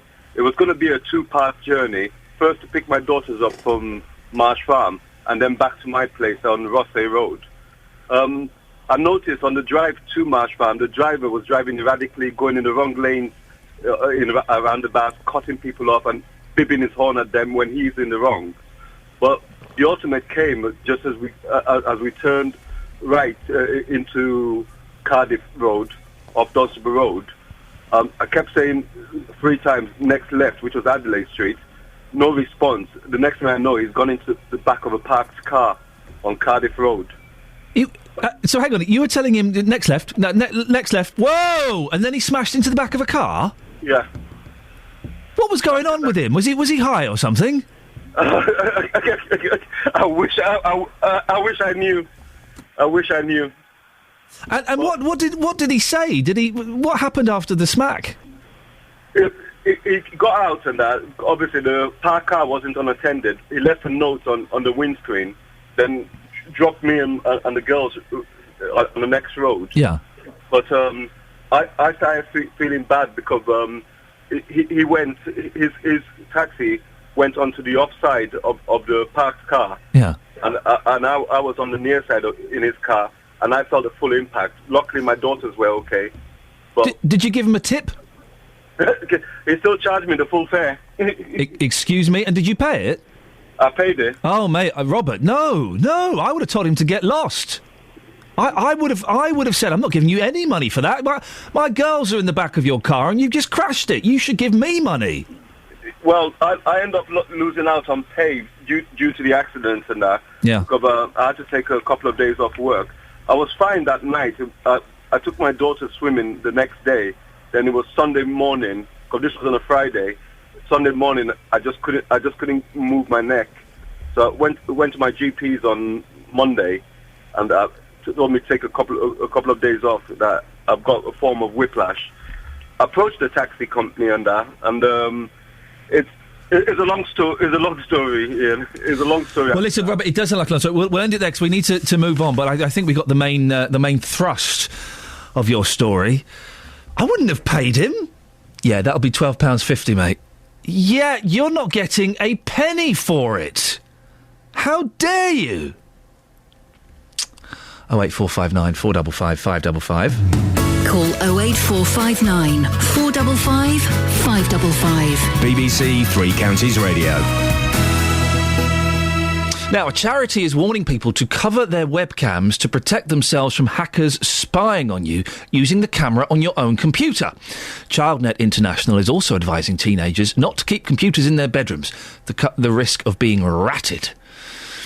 Well, a 5 Live investigation has uncovered websites where hackers trade photos and videos of people who've been secretly filmed via their own webcams. We can talk now to John Taylor, an internet safety expert and former police officer who went undercover on the internet. John, what types of people are accessing these webcams? Well, that's the interesting bit. If you read the article, and obviously I am aware that this happened, very young offenders, if you like, 16, 17, 18-year-olds, mainly male. We're talking here about the random access, and that's why you've used the word ratted. It stands for the RAT, the Random Access Trojan. And what is most worrying is the age of the people who are actually using this and being able to hack into computers, mainly, unfortunately, of females. Is it so? It's a sexual thing, is it? They're hoping to catch them naked or in various states of undress. Is that what it's about? Yes, but also you'll have one or two that will just say that they want to frighten people by suddenly switching on there, or also being able to show them a bit of a horrible website. But yes, it's mainly sexual. Is it easy to do? Well, it is. The unfortunate bit is, again, if you read these articles, but again, I mean, it's awful to say, but I've known about this for 5-6 years. This isn't something that's new. So you can imagine that we're now talking about it, but they've had 5-6 years head start to actually make sure the Trojans, the viruses that they can infect your computer with are there. People talk about hacking, and people think that hacking is either very, very difficult or very easy. Well, it's something that's not geekish anymore. There's a lot of sites. If you go on and you want to watch films or listen to music free of charge, you can go to sites and listen to it, and that involves streaming. And the minute you start streaming, that means you're getting something from another person's server or computer that's coming to yours. Within that will be embedded a Trojan or virus that will allow for that random access. You talk about a thing called the jailbait game in the US. What's that? Yes, this is the more sinister side to it. This just isn't really known about much in the UK, because here what we've got is there's people who are deliberately saying, yes, I'm just gaining access or random access to a webcam to see naked females so I can then sell them even. What's happening now is it's a bit more sinister than that. You've actually got very legal websites which are called video chat sites, the things like Chat Roulette you may have heard about. But there's others. There's things called Stickcam and Omegle, which is very popular in the UK. And this is for self-generated movies. And what's happening now with online sexual predators, they're using these to engage with some very, very, very young girls. I mean, we're talking girls under the age of 10 that are being filmed. They're being coerced into being filmed and to take their clothes off in front of camera. And, of course, the other side to this is that you can buy or easily download very free software that allows you to record what you're actually seeing on your screen. So these sex offenders will be recording what they're actually getting the young girls to do. And they then create a website and sell them. And what's happening in the US, and has been going on in the US for over 2 years now, is called the jailbait game. And jailbait actually stands for a young female too young to actually have sex. That's the word, jailbait. And they try and build up points. So that's how they sort of blackmail or coerce the youngsters into taking the clothes. So sorry, they build up points, what, by the number of girls under the age of 10 they can get to strip off? Well, no, they give points to the actual girls to say, well, you'll get 10 points if you blow me a kiss, 50 points if you give me a wave, 20 points if you take your top off, 100 points if you take all your clothes off. And then they obviously, what these sex offenders then do, obviously it's sexually motivated, but it's also to do with power and also to do with finance, because people who set up these websites will then be able to sell the films. Now, the big thing about this, when I go into a lot of schools now, and I speak to a lot of pupils from the ages of year 5, which is your 9, your 10, your 11-year-olds, all the way up to the year 11s in secondary school. And each year will have put their hand up. Yet they know about Chat Roulette. There'll be the giggles that they have been on it with their friends. So this isn't something that perhaps the adults and parents know, but obviously children, very young children, are aware of. We've got 30 seconds, John. What can we do about it? Yeah, I agree. I was looking at what the ChildNet have said. The webcams, you can't buy a computer these days without a webcam. So therefore, look at if it's not going to be used correctly, i.e. to talk to your gran who lives in New Zealand or Australia, put some cover over, put a bit of tape over it. Now, that sounds a bit old hat, but do that so that stops the random access Trojan. Also, if it's a young child, take the software off the computer. There's no need for a child aged 9, 10 or 11 to be using a webcam. Absolutely no need at all. John, I appreciate your time. Thank you very much. John Taylor, internet safety expert. I always have to stress with these kind of stories, it's a minority. Don't be going and chucking your computer in the bin. Well, you can chuck it in my direction if you want. It is a minority, but it's definitely something to be aware of. 08459 455 555. Travel news for beds, cards and bugs. BBC Three Counties Radio. The A1 slow toward the Black Cat roundabout, the M25 clockwise. We've got queues because of the earlier truck fire between Chorleywood at junction 18 and Watford at junction 19. Slow back to Maple Cross despite the fact that all lanes have reopened. Anti-clockwise is queuing from the M1 round to Chorleywood, then after a short reprieve gets very slow again past the M40 at junction 16, and delays into London through Boreham Wood. The A1 down toward Mill Hill is crawling. Metropolitan Line tube still running with severe delays. A water leak at Baker Street outside the station in the Baker Street area is causing these problems. Tickets will still be accepted on local buses and on Chiltern Railway services for the time being. And if you're travelling with Virgin trains this morning, they still have disruption Manchester Piccadilly to Rugby because of a trespass incident at Stockport early this morning. All lines are open, but residual cancellations and delays of up to 40 minutes are expected to services running up toward Manchester and coming from Manchester down toward London. Adam Glynn, BBC Three Counties Radio. Thank you, Adam. Next hour of the show. Do you feel safe travelling in a taxi? A driving instructor in Luton claims lives are being put at risk. And short men, will they ever find love unless they're a multi-millionaire actor like Tom Cruise? On FM, AM, online and digital radio. This is BBC Three Counties Radio.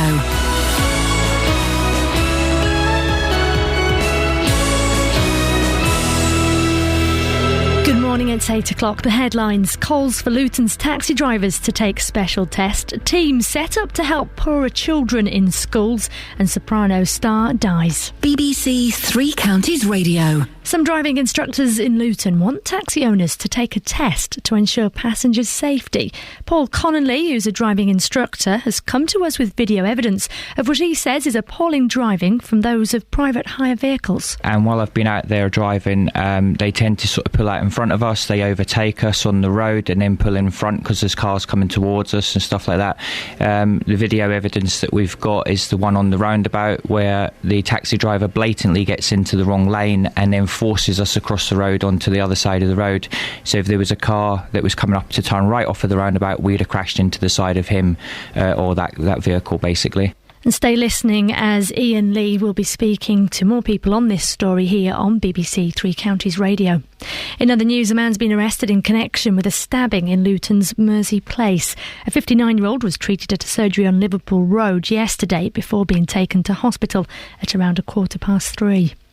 The watchdog for schools in England will call for the establishment of a special team of what it's calling national service teachers. It's to help poorer pupils who are falling behind their wealthier classmates. Ofsted says the problem is worse in deprived coastal towns and rural areas.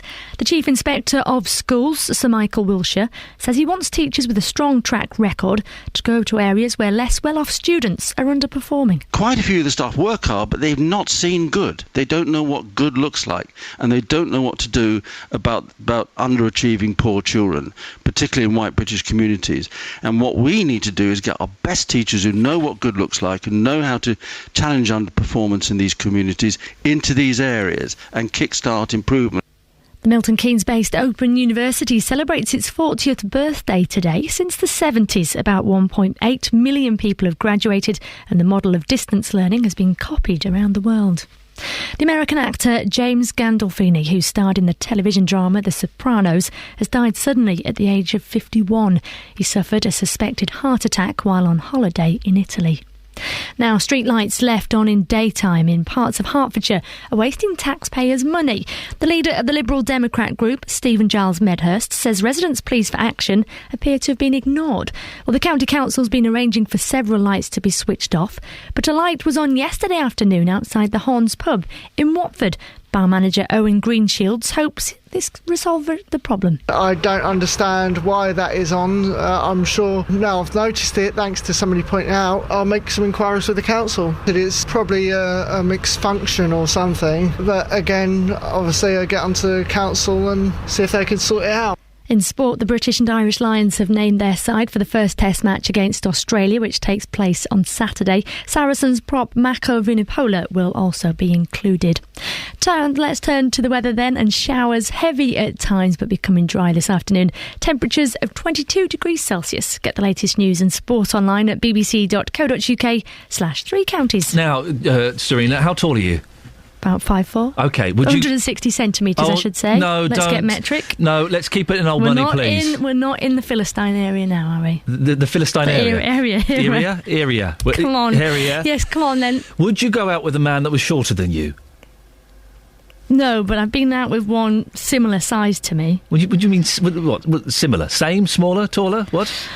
I try not to look most of the time, because it's, for a woman you like to feel protected, don't you, to a certain degree. How can you not look at the man you're going out with? Well, it's easy sometimes, isn't it? You get distracted, look around and stuff.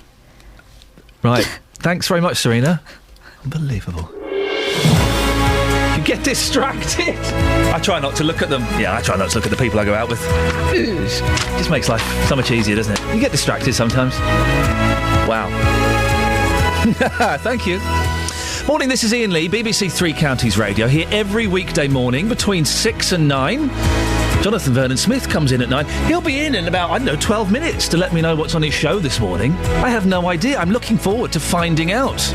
But between now and 9, a driving instructor in Luton claims lives are being put at risk because of poor driving standards from some taxi drivers. Well, do you feel safe travelling in a taxi? Earlier on, we heard from a chap who was in a Luton taxi and it crashed into the back of another car. He still paid him the fare. Oh, I'd have told him to jog on. In a county where lights are turned off at night, it appears that in parts of Hertfordshire they're leaving the lights on in the daytime and 71% of women have told a survey that a potential date would not stand a chance if he was under 6 foot. Well, if you're a short man, have you struggled to get a date? And if you're a taller lady, or a lady of any height, would you go out with a tiny fella? Facebook.com/BBC3CR. You can text me 81333. Start your text 3CR, or you can give me a call 08459 455 555.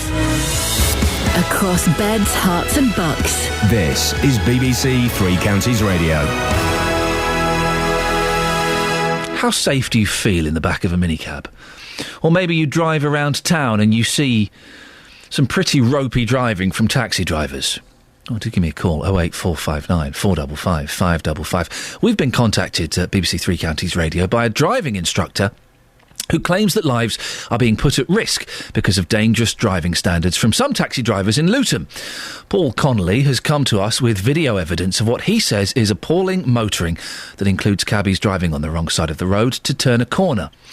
He's calling for all taxi owners to take a driving standard agency test, something that's compulsory for other taxi drivers in other parts of the three counties.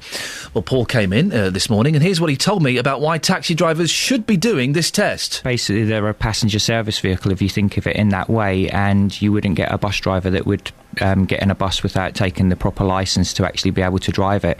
And in other parts of the county, it's mandatory that they do it through the council, and we'd like to know why Luton Borough Council haven't brought it in here. So if you're a taxi driver in Dunstable, you've got to take it over there, and if you're in St Albans, you've got to take it over there. But in Luton, we don't actually enforce it in Luton, and we don't know why. Well, Councillor Tom Shaw is from Luton Borough Council and has responsibility for licensing of taxis.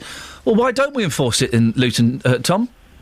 Because in Luton we've got a much more stricter private hire and taxi drivers licensing policy than anywhere else in the county. How is it stricter?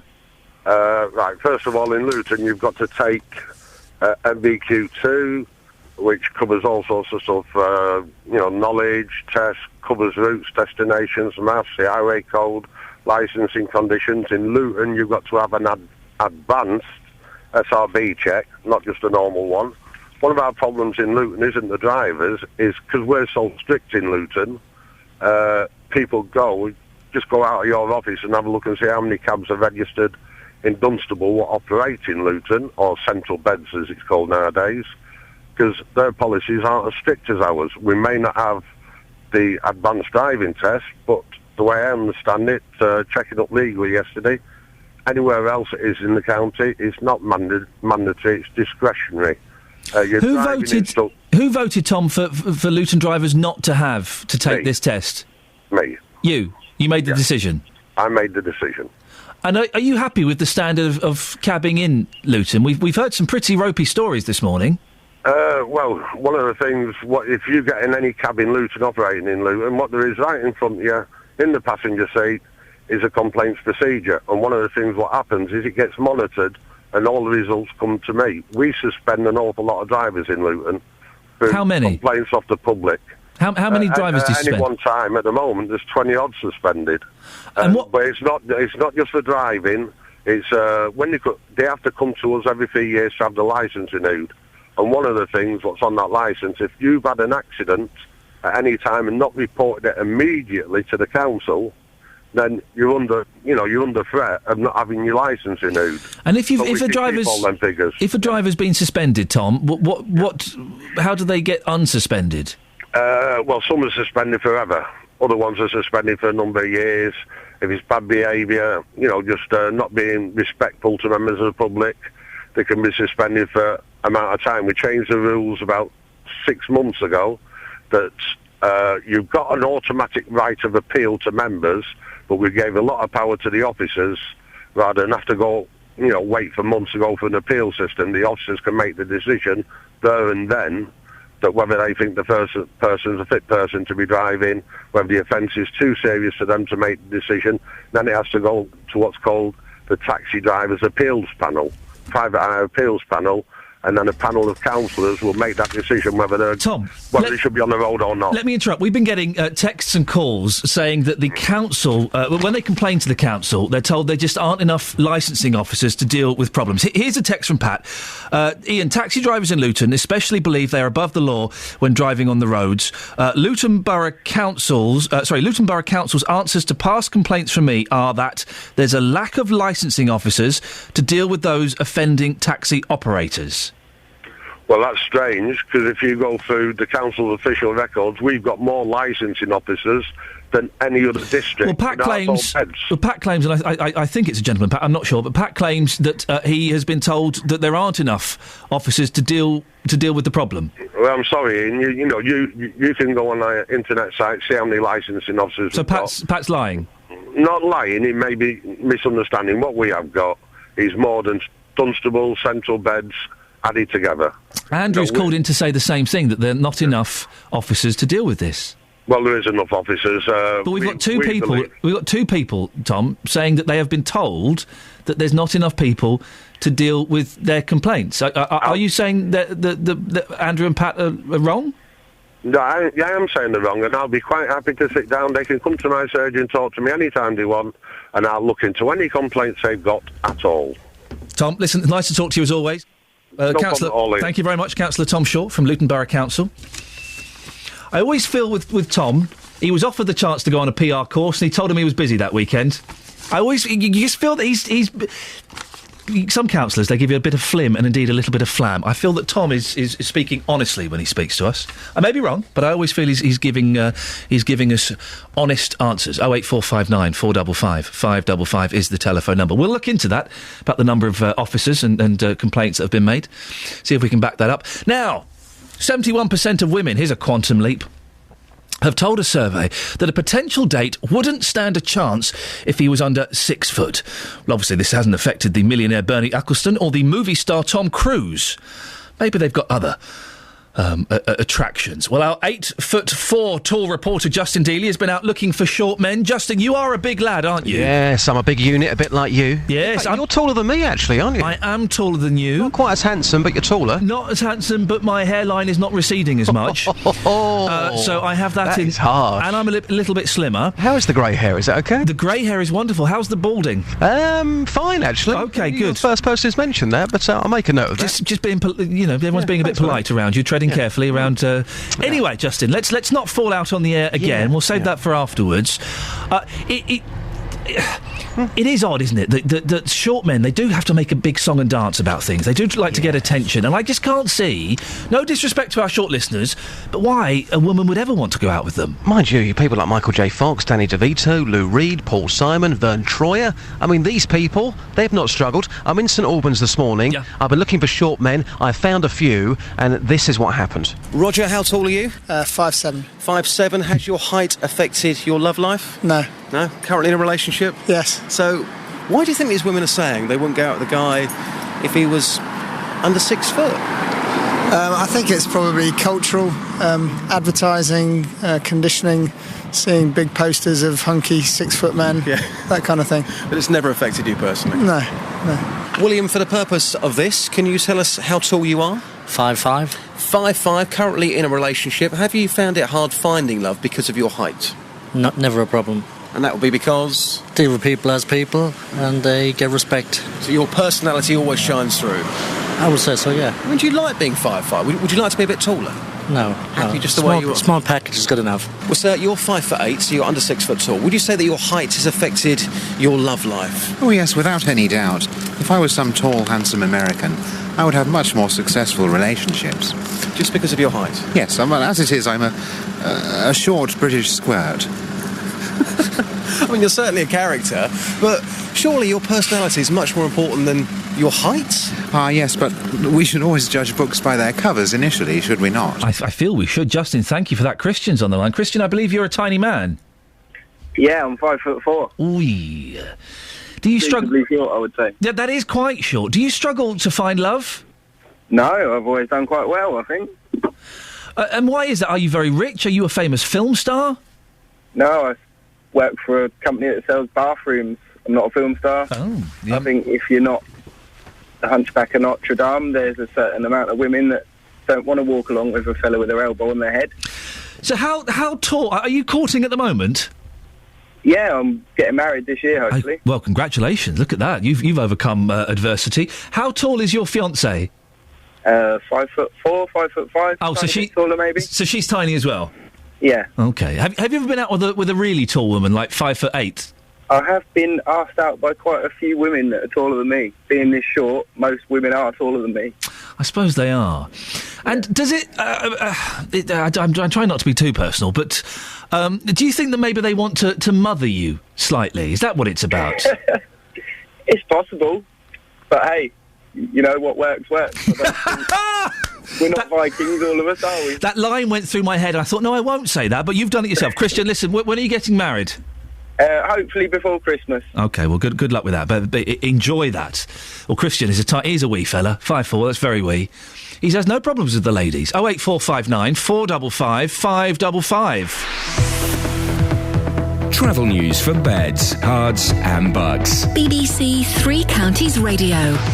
The A1 still slowing up toward the Black Cat roundabout on the southbound side. Along the A1M, northbound, there was an accident briefly between junction 6 at Welwyn Garden City and 7 at Stevenage, but that was cleared out of the way very quickly. The A5 in Dunstable starting to slow up on the southbound side between the A505 and Lynch Hill.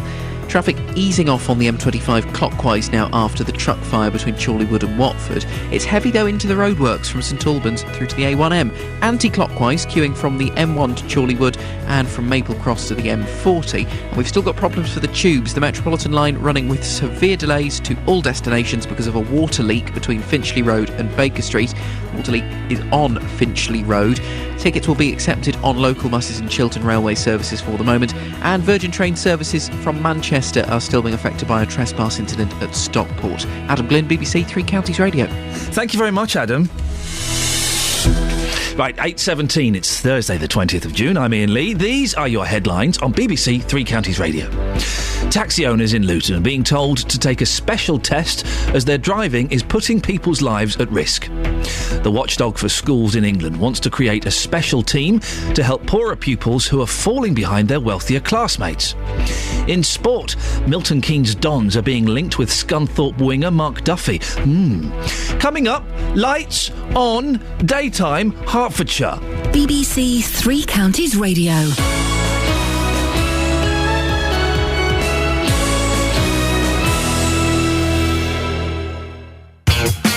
This Saturday night, BBC Introducing is live from the Hat Factory in Luton.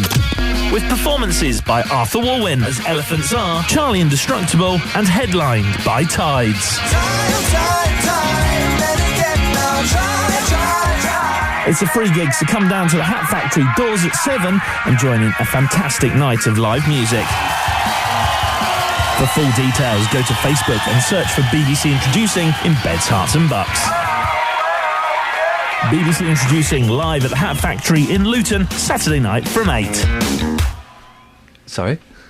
I didn't understand that mime. I'm guessing you can't explain that mime on air, is that correct? Right, That's okay, true. Lovely. Are you going to go to the Hat Factory on Saturday for BBC Introducing? No, I'm at a luxury barbecue. Well, cancel that. Let's you go to the Hat Factory and grief, no. by the evening, no. Why? This is a luxury barbecue. Oh, there's a swimming pool involved. Oh God, it's going to be one of those, is it? What do you mean one of those? The very suburban parties. We've had a little bit to drink. I know what. Why don't we take our chicken breasts into the swimming pool and, eat them? Take our chicken breasts into the... No, it won't be one of those. Okay. What's wrong with you? They're not working. What is going on here? These headphones don't work. He's swapped headphones about 5 times while I've been talking to him. Then he's flipped it off his ear as if he's doing a charity record. They don't work. Oh, okay. Well, okay. Oh, they've just popped back on. Oh, for goodness sake. Don't let them see behind the... People think we are in a swish, luxury BBC studio. They don't realise that we're literally... The studio is built by Lego. There is Lego on this desk. I know it sounds like a joke. There is actual Lego here. It is made of Lego. There it is. What's on your show this morning? I've got no idea, and I'm genuinely excited to find out. Oh. Yeah. Well, I'm most interested, out of all of the things you're talking about lots of it, very interesting. Tiny men? This morning. Tiny men? No, I'm not doing tiny men, although I do find that interesting as a subject. Lights in the daytime? Yeah, I like that one. Yeah, you're doing That's that? what I like, yeah. Oh, that's what nice. I like. I'm a Hertfordshire resident, you see, so I'm used to being plunged into darkness at night. From 9 this morning on the big phone-in, does anyone still think street lights should be left on at night? Street lights in Hertfordshire, as you've been talking about this morning, they're being left on during the day. Some of them, and it's wasting taxpayers' money. That's according to Herts County Councillor Stephen Giles Medhurst. Residents may find it particularly irritating, considering up to 80% of Hertfordshire's lights are switched off at night, specifically to save money. In fact, the big switch-off across the country from midnight to 6 a.m. saves the council over £1 million a year. £1 million. Wow, think of all the barbecue parties you could throw with that. The serious side of that, pays for a lot of Meals on Wheels. Yeah, of course it does. Pays for a lot of disabled carers, elderly carers, all that kind of thing. Well, this morning, Justin Dealey, he was in Watford to get your views on the need for streetlights, and I was very interested to hear one woman say she misses lights in the evening and wishes they were on all night. Well, surely by now, they've been turning the streetlights off in Hertfordshire for over a year. Surely we've all got used to it. I certainly have. Where I live, 11:30. None of this midnight business. 11:30. It's like someone goes at the council and switches the lights all off. Yep. Pitch black. Lovely. In fact, I walked back the other day. I'd been out for a meal. Why are you giggling? Because I like the way you get comfortable to tell a little anecdote. Well, I went... He's holding clasped his hands, and he's leant forward towards the microphone. I went out for a meal, and I walked back, and I walked through a graveyard with my colleague Tim. Are you 15 or something? Why am I telling this story? We'd been out. Yes. And he was staying at my place. Why am I telling this story? It better have a good ending. And we walked through this graveyard, and they turned the lights off. I have never walked anywhere so dark in my time. You literally couldn't see where you were walking. There was no moon. It was absolutely pitch black. Wow. And Tim turned to me and he said, "You know, JVS, if you weren't here, I wouldn't be doing this on my own." And I said, "I feel the same, Tim." We walked through that graveyard, and then... What? This is something kids do for a dare. We're just trying to get home. As if you're going to be any protection if Tim gets attacked. What are you... Ah! Exactly. Don't hit me! Exactly. But it was pitch black. But I loved it. I thought, I love this. This is what being alive's all about. None of this artificial streetlights illuminating you. It's all about experiencing real life. And you know what? Real life sometimes involves being in the pitch black. From 9 this morning, does anyone still think streetlights should be left on at night? Your views on 08459 455 555. Is that seriously your best argument for keeping streetlights off, is so that you and your producer can get a little bit scared? You can get the willies in a churchyard? No. Is that why? No, the money that we save, it's worth. Every now and then, yes, we'll have to walk back and it will be dark. Yes, well, tough. Because if we're saving £1.3 million, it's worth it, isn't it? It's worth being a little bit scared every now and then when you walk back from a pasta in Prezzo. It's worth it for the savings. What do you think? From 9, your views. Call 08459 455 555. BBC Three Counties Radio. Well, we'll continue this conversation in a little bit. We'll talk about lights shortly. Do you hear that cackling? What was that? First of all, those short men. Sounds like you girls, you don't like short men. Ruth is in High Wycombe. Ruth, do you like short fellas? No, I'm a short lady and I like very tall men. How tall are you? I'm 5 foot. Oh, fantastic. That's marvellous. My first girlfriend was 5 foot tall and I was 6'3". Oh, God. I used to be 5'1.5", but I'm now 5 foot. What happened? I must have shrunk. Yeah. You do. You shrink as you get older. Yeah, you do. And my husband, he's 6'2". Whoa, hey, well done. But it doesn't matter, because when you're lying down, it's all the same anyway. Steady, come on now, for goodness sakes, you mucky pup. I don't know what you get up to. Because I think that the tall men... And 6 foot is almost tall. Tall men do quite like shorter women, significantly shorter women, don't they? Yeah, they do. There's something kind of fun about it. Yeah, no. Would you ever go out with a man shorter than you?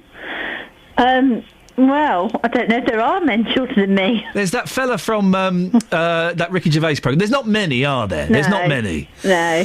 And why... I do feel sorry for short men, Ruth. They don't stand much chance, do they? No, I mean, tall women don't really like short men. No. I mean, you know, you can use them as a leaning post, I suppose. Oh, poor short men. Ruth, thank you very much. Appreciate your call. Streetlights. JVS will be talking about it after 9, but we're asking this morning about what you think about streetlights being turned off and on. Streetlights left on in the daytime in parts of Hertfordshire are wasting taxpayers' money. That is the claims of a county councillor.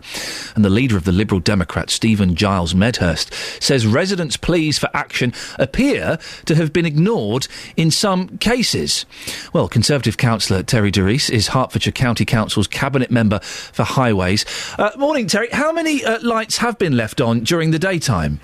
As at yesterday, out of 144,000 lit units, many of which are street lights, there were 260 reports of lights on during the day.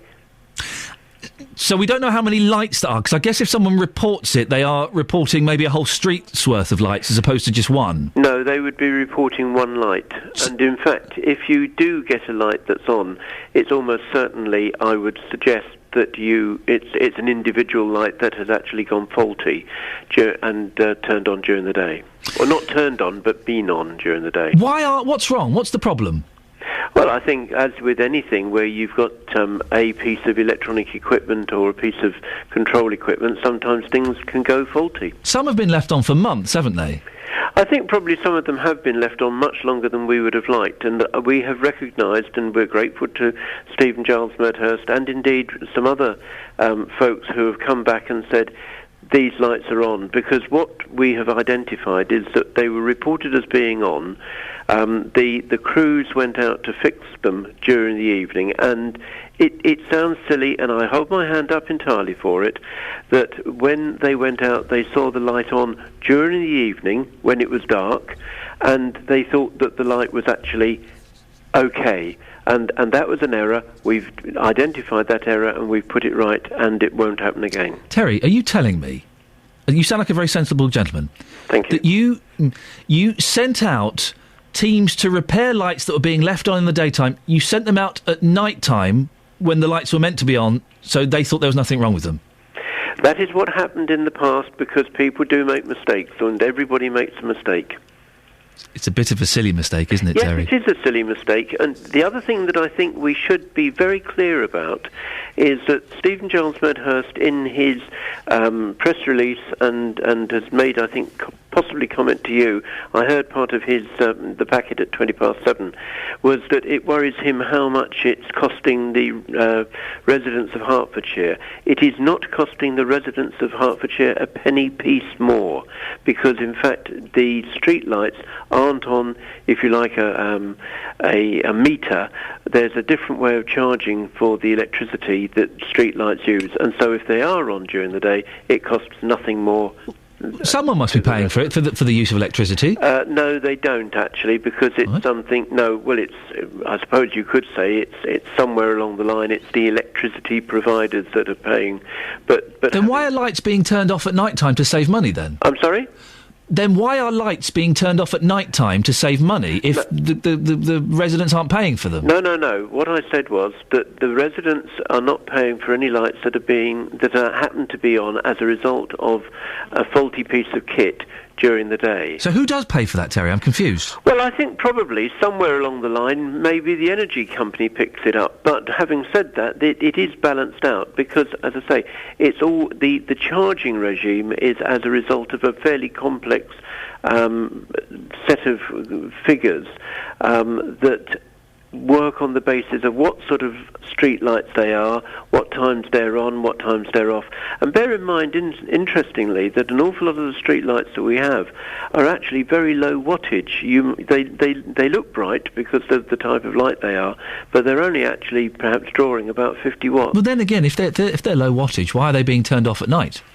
Well, they're being turned off at night, and this is a completely separate issue, but they're being turned off at night because Hertfordshire County Council, along with every other council, has to make savings in its in its bills, in what it spends.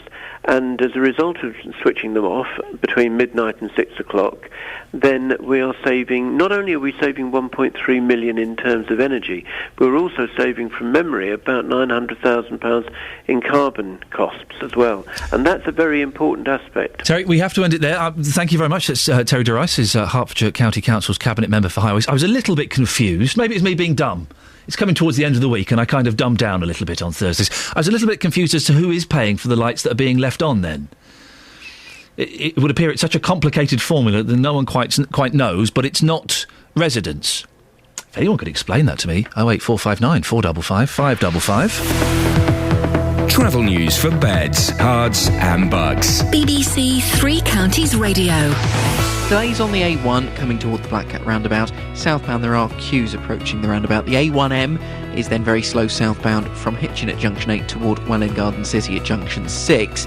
And southbound on the M1 through Milton Keynes it's looking a little bit busy. Newport Pagnell services down past Junction 14. Clockwise M25 heavy into the roadworks from St Albans to the A1M. Anti-clockwise is queuing from the M1 to Chorleywood and from Maple Cross to the M40. If you're going into London, severe delays for the Metropolitan Line tube. A water leak between Finchley Road and Baker Street is causing problems. Tickets will still be accepted on local buses and Chiltern Railway services. And Virgin Trains have some disruption on trains running to and from Manchester Piccadilly after a trespass incident earlier this morning at Stockport. Adam Glynn, BBC Three Counties Radio. Thank you very much, Adam. I need to speak to a woman who does not like tiny men. Is that you? Have you been set up on a blind date only to get there and find out they were 5'0" nothing? 08459 455 555. Across beds, hearts and bugs. This is BBC Three Counties Radio.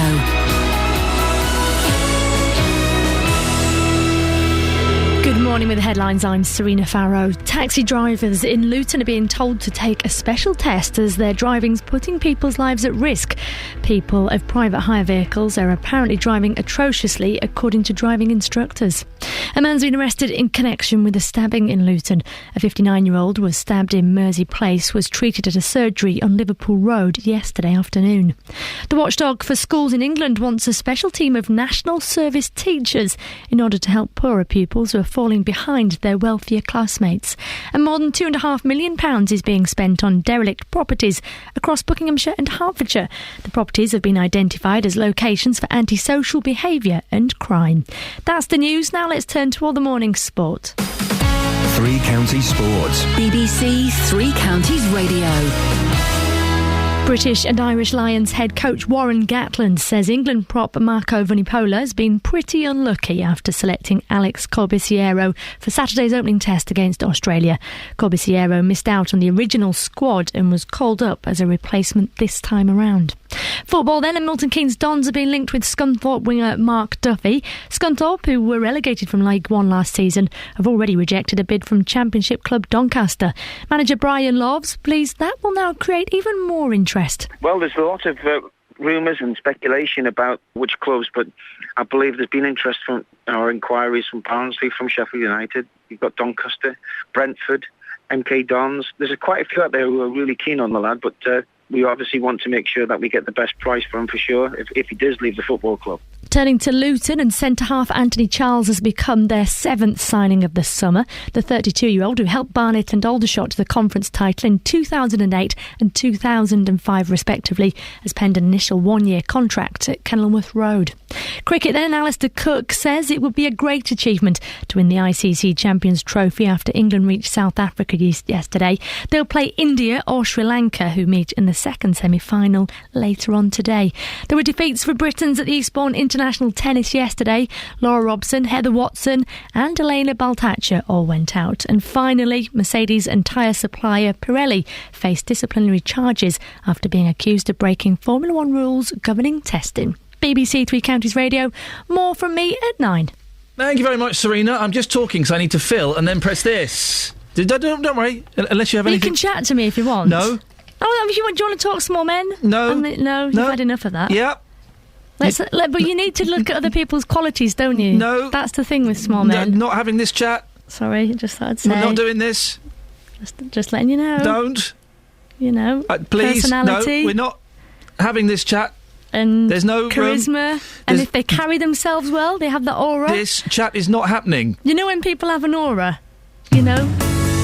Text 81333. Start your message with 3CR. Text will be charged at the standard network rate. BBC Three Counties Radio. There was no spontaneous banter scheduled in the running order there. It wasn't scheduled or scripted, so I could not indulge in that. Morning, this is Iain Lee, BBC Three Counties Radio, here until 9 o'clock. Coming up, I need your calls on your taxi stories. What bad experiences have you had, either as a passenger or as a driver, and seeing them pull out in front of you or do all kinds of naughty things? And can we find a woman who will come on the air and say, no way, short men, I ain't having it. 08459 455 555. Now, does this bring back memories?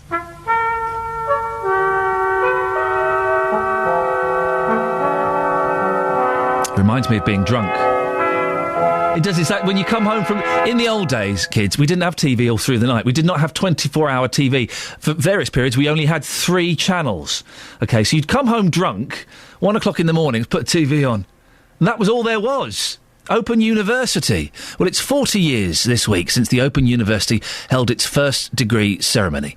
Since then, it's helped more than 1.5 million people broaden their horizons and job prospects with lectures like this. The picture of all the velocities at a given instant is, of course, the velocity diagram. Now, I'm going to go briefly through the construction of a velocity diagram for a slider crank mechanism. The old slider crank mechanism. It sounds saucy, it's not. Well, the OU boasts such alumni as Ian Rankin, Lenny Henry, Matthew Kelly, Joan Armatrading, and my next guest, Professor Colin Pillinger, is the OU's most famous, one of the most famous researchers to come from the OU. He was behind the attempt to send the Beagle 2 to Mars. Good morning, Colin. Good morning to you. Colin, you've been there since 1984, haven't you? That sort of time, yeah. Coming up to 30 years, not 40 yet. Well, you never know, Colin. You might still make it. Oh, I do hope so. Why were you attracted to the OU? What was so different about it? I was looking for a place to where there were people who wanted to do frontline research, and in those days, the Open University's Earth Sciences Department, which I joined, was really front rank. It was one of the few departments graded 5 in the research assessment at that time. It did have for a long time, and I guess in the eyes of some people it still does. People think that it's not a proper university. No, that is a big mistake. The only difference is that we don't have lecture theatres and students that sit in them and, play with their mobiles and look at Facebook when we're trying to talk to them. And I guess, have I got this right, that a lot of the work is done at home? It's done via DVD, it's done via phone calls, it's done... Multimedia. Multimedia is the phrase, that's it, thank you very much. And I guess that works. I would always struggle to do work at home, but I guess for the majority of people who do attend the OU, it does work. The people who do it have, my immense admiration, because it takes an awful lot of discipline to work on your own. It's quite easy to work in a group when, you're talking to your fellows all day and you're saying, I did this last night and I did this today and I'm doing this tomorrow. But to actually sit at home on your very own and keep at it is something which requires a great deal of willpower. In the last 30 years, Colin, what have been the more memorable moments for you? I've been, of course, Beagle is the outstanding moment, and I don't think it would have ever happened if it hadn't been from the support that I got from the OU's Vice-Chancellor at the time, John Daniels, and all the other people in the science faculty. And it was, Beagle 2 was a family affair. It was everybody played their part at the OU, so it has to go down in memory as something which was not just me, not just the OU, but it was all for Britain. And are you working on anything exciting at the moment, Colin? Yeah, we're still, I work on meteorites still.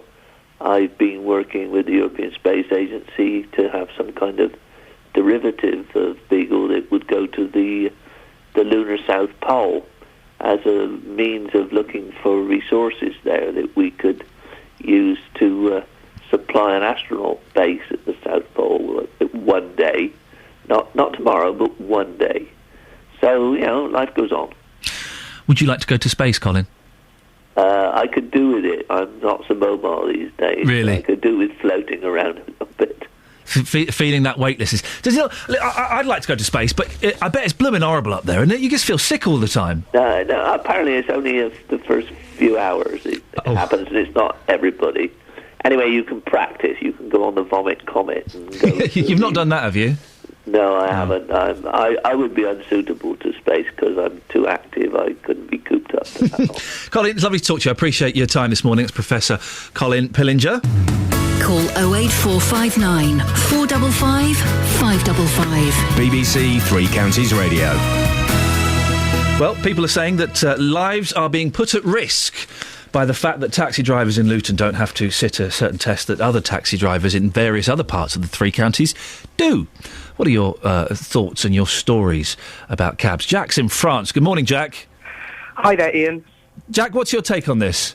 Well, my take is that I'm very concerned about some of the things that cabbies are saying to the people in the back of their car. And I heard the terrible story earlier about the lady who heard something which upset her, something racist, and I had a similar... Let me just, for those who missed it, this was Priya, who was an Indian lady and has a white husband, and the taxi driver, who I believe was also Indian, was basically saying, you shouldn't have a mixed relationship. Oh, no, that's very bad. It doesn't work. You should split up, that kind of thing. Yeah, and once I was with my family, come out of Luton Airport, and we're a Jewish family, and the taxi driver didn't know this, but was making anti-Semitic comments. And I think it seems to me there's a lot of people out there who want to become cab drivers. We need to make it a little bit more difficult, and I think they should introduce a real personality test. It's not a particularly bad idea, because some of them are... It's the cliche, isn't it? Cab drivers are racist. Of course, they're all not, but I've met a couple that are, and some of them are just nut jobs, aren't they, Jack? Yeah, I think they need a bit more screening. They're providing a service to someone. You wouldn't have someone come and work in your hotel without having first maybe have a look at their social media, having an interview, that kind of thing. It seems the cliche about cab drivers that does seem true is that a lot of them want to talk. So if they're going to be talking, let's find out if it's going to be appropriate. What did you say anything to this cab driver that was making these anti-Semitic remarks? No. I cowered in the corner and tried to make sure that nothing else would happen. Why do we do that? I've done the same thing with a cab driver who's been spouting nonsense. I kind of just nod and go, yep. We're agreeing with the most outrageous things. It is weird. Sometimes I think that we can stand up and face adversity and say something, but most of the time I don't know. And then one always regrets later not having said anything. Oh, yeah, of course. Jack, can I ask, what are you doing in France? I have been studying European law for a year. Oh. Why are you listening to this rubbish over there? Let's just say Eloise. OK, thank you very much indeed. Well, that's Jack in France. I'm not quite sure what that's a reference to, but I believe he may have spoken some French to us. We don't know where in France. Mysterious, but he's somewhere in France. Shall we have a quick look at the front pages? Yes, let's. I did get that reference. Thank you, Jack. The Guardian. Architects furious over Olympic cauldron they claim was their design. Uh-oh. The Olympics is back. Utopia's design for a one-planet pavilion, which was shown to the London Olympic Committee in 2007, bears an uncanny resemblance to the Olympic cauldron that took centre stage in the 2012 Games in London. Turn to page 3. It does look very similar. As the polished copper petals of... I won't read the whole thing, it seems quite long, but basically they're saying their idea was ripped off. We shall follow that. An Osborne-ready city for Lloyd's sell-off. The Times is a picture of Obama with his finger on his lips. An NHS scandal watchdog should face prosecution. This is the amazing story about the Care and Quality Commission, who covered up the fact that they muffed up. NHS watchdogs who covered up their failure to investigate baby deaths should face criminal charges. The Independent, new bonus boom in banking sector, and while Western forces mass in Syria's backyard, Assad's grip on his capital is tightening. The Daily Mail does the same story, exposed bosses in hospital deaths cover-up. 2 women hid baby deaths evidence. 2 health bosses at the heart of the cover-up over a hospital where up to 16 babies died through neglect can be named today. I won't name them, but they're on the front page of the Mail. The Daily Express, millions cheated in Bill's scandal.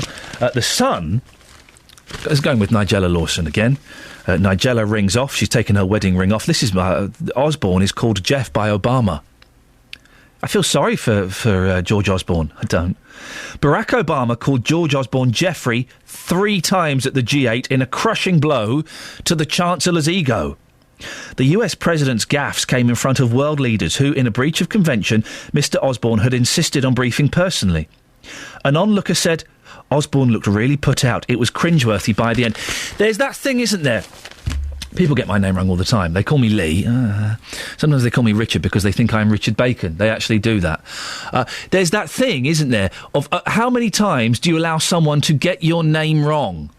If you do it, if you don't come in the first time and say, no, actually, no, it's Ian. If you don't do it the first time, you're scuppered, aren't you? Because then you've kind of set the precedent that they have to go with it. 15 minutes of the show, 08459 455 555. Travel news for beds, cards and bugs. BBC Three Counties Radio. The A1 at the Black Cat roundabout still got queues on the southbound side. It's very slow on the A1M southbound from Junction 8 at Hitchin through to 6 at Welwyn Garden City. And the northbound side is still looking really slow as well after the partial blockage earlier this morning. So you'll find traffic very, very busy from Junction 5 for B195 and 6 at Welwyn and Welwyn Garden City. Looking at the speed sensors, it's really slow approaching that area both directions on the A1M there. Dunstable looking slow, the A5, particularly around the A505 junctions. Luton not looking too bad, looking a little bit slow in Bedford at the moment, actually coming down toward Bedford on the A6 as you come from sort of the Clapham area. Things on the M1 moving generally quite well, a little bit busy in toward Milton Keynes, southbound Newport Pagnell down toward Junction 14. Clockwise M25 still heavy into the roadworks St Albans to the A1M. Anti-clockwise is queuing from Kings Langley round to the M40. Metropolitan line tube, severe delays Baker Street to Aldgate, minor delays on the rest of the line. It is a burst Thames water main causing disruption between Finchley Road and Baker Street. Tickets still taken on local buses and Chiltern services. Adam Glynn, BBC Three Counties Radio. Thank you, Adam. 8:47, it's Thursday the 20th of June. I'm Ian Lee. These are your headlines on BBC Three Counties Radio. Some driving instructors in Luton want taxi owners to take a test to ensure people's safety. Elsewhere in the town, a man has been arrested in connection with a stabbing in Mersey Place. In sport, British and Irish Lions head coach says Saracens prop Mako Vunipola has been unlucky after selecting Alex Corbisiero for Saturday's opening test. Coming up, short men, do they get dates? Is there a woman out there, a tall woman over 5'7", who thinks short men are hot? 08459 455 555. Let's get the weather with Wendy Hurrell. Beds, Herts and Bucks weather. BBC Three Counties Radio. Good morning. Temperature at the moment at Luton Airport, 17 degrees Celsius. So there's still that humidity in the air as well. And we're getting a bit of hazy sunshine across the three counties. But we also have to warn that there are going to be some heavy, thundery downpours now and then throughout the day today. They won't be for everyone, but they will be at large. And the Met Office has us covered by a weather warning because there could be some quite intense downfalls of rain. A lot of water in one short space of time, leading some large puddles. So that's the situation today. The first bunch we're going to get will be up from northern France, and then later on in the afternoon, as the temperature picks up a little bit further, we'll start to trigger off one or two of our own, which will be a bit more isolated. Still a risk of getting one or two of those showers through the evening, and temperatures will by then have got to about 20 or 21 degrees Celsius. But overnight, as the temperature lowers again to 13 or 14 degrees, it is going to become less of a chance of seeing one or two of those showers. So we start the day tomorrow with a fair amount of cloud around, an isolated shower a possibility, some bright spells, especially as the afternoon goes on. And that's not looking like such a bad day tomorrow, with temperatures around 17 or 18 degrees Celsius, much fresher. As for the weekend, we start with a band of rain through Saturday morning. That clears through to blustery showers and some sunshine for the afternoon, but a high of just 16 or 17 degrees, so feeling much, much cooler. And I'm afraid there will be further blustery showers around on Sunday as well. That's how it's looking for now. Thanks, Wendy.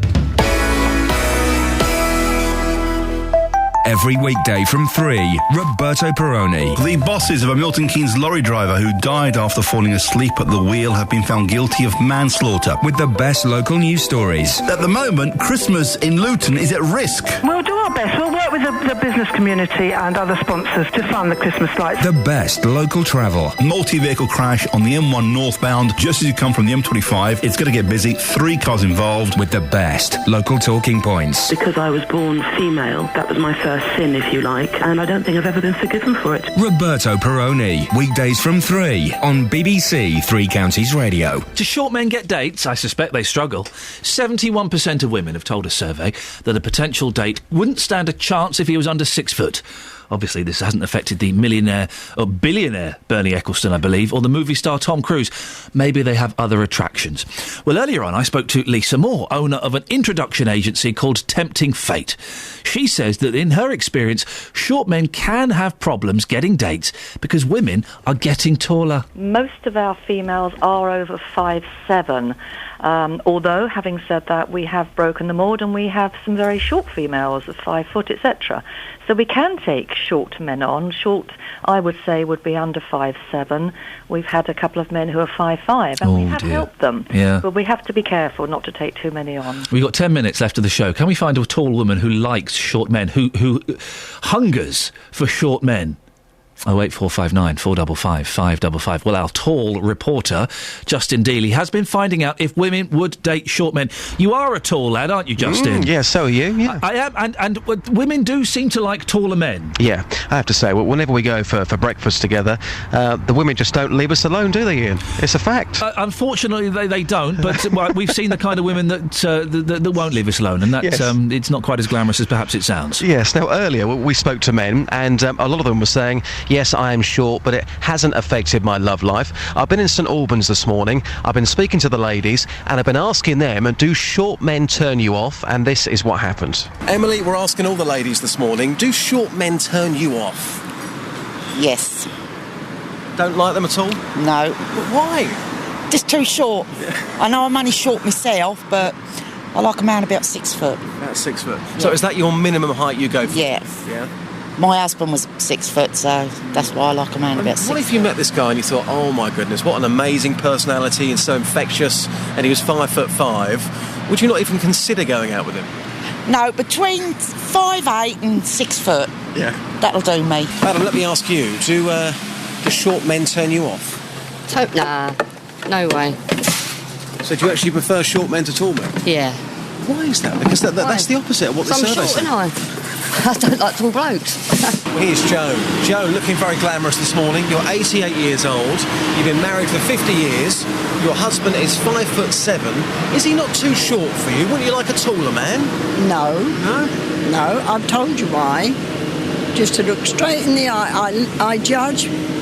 If you can't look me in the eye, like I said to that man, and he's a countryman, remember, and I've known him a long time, sleazy looking bloke, I wanted to see what he was telling me, whether it was what I wanted to hear or what he thinks I hear. And I asked it, my friend said he'd never take his glasses off. I said, just you stand there and you watch me. And that's the first thing I said, before I sit down and talk to you, will you remove your glasses? So you like your husband to be pretty much on your level so you can look straight into his lovely eyes? Yeah, that's it. That's all there is to it. Nothing else. And that's what I always say to anybody I talk to, if I can't look at them and they can't look at me in the eye, then I don't want to know, and I know they're shifty. And finally, a word with Sue. Sue, do short men really turn you off? Yes. Why do they turn you off so much? I don't know, just I like someone to be taller than me. Yeah. So, and you'd look funny standing with a bloke that was shorter than you, I think. So what's your minimum height then? About 6'1". 6'1"? Yeah. Oh, that is tall, isn't it? It is. I enjoyed that a lot. I have very little idea, Justin, what that older lady was banging on about. I couldn't quite follow the thread. Well, that was the act, I think. I think when it comes to Joan, being married for 50 years, her husband 5'7", what she is saying is she likes to look people straight in the eye. Right. She likes somebody on her level. And what she was saying was she met a counsellor once, and this counsellor councillor was wearing glasses, he was slightly taller, and he wouldn't look her in the eye, that's when she knew that he was shifty and sleazy. We haven't got the name of that councillor, unfortunately, but it'd be great one day to track him down and put that to him. Maybe. Yes, let's do that. Ever been out? How tall are you, Just? I'm about 6'3", 6'4". Well, you're not. Must be. Well, you're not, because I'm taller than you, and I'm 6'3". So well, I must be 6'2" then. You must I don't really go around measuring myself, to be honest with you. It's not what I heard. All right. But have you ever been out with a girl who's taller than you? No, Yeah. I haven't actually, and that would make me feel slightly uneasy. I did once. It was like copping off with a bear. It was so honestly, but broad shoulders. Yeah, and just the fact that I had to look up made me very uncomfortable. Was this your ladyboy experience? Oh, steady on now, Justin Daly, for goodness sakes. Right, let's go to... Andy, you've not called in about short men at all. But before I let you come on, can I ask how tall are you? 5'9". 5'9", perfectly adequate height. You've called in about lights, haven't you, Andy? What do you want to say? Yeah, I was a highways officer many years ago, and we used to do things the other way around. We used to pay overtime to the guys to go out and check the streetlights to make sure they worked. Simply because if someone didn't stick their key in their keyhole and see it, they'd complain to us. It wasn't the culture's changed. So now it's environmental. Then it was the right to have lights outside your house or whatever. Well, I think that they do use the environmental argument as one of the reasons as to why they're turning lights off. I think it's more about saving money, isn't it? It's about saving a few quid. Yeah, I mean, the paying side, that comes from central government. The electric companies charge central government, and it's done on per lamppost because it'd be impossible to meter them. Well, as a former highways officer, Andy, do you think that streetlights should be left on at night?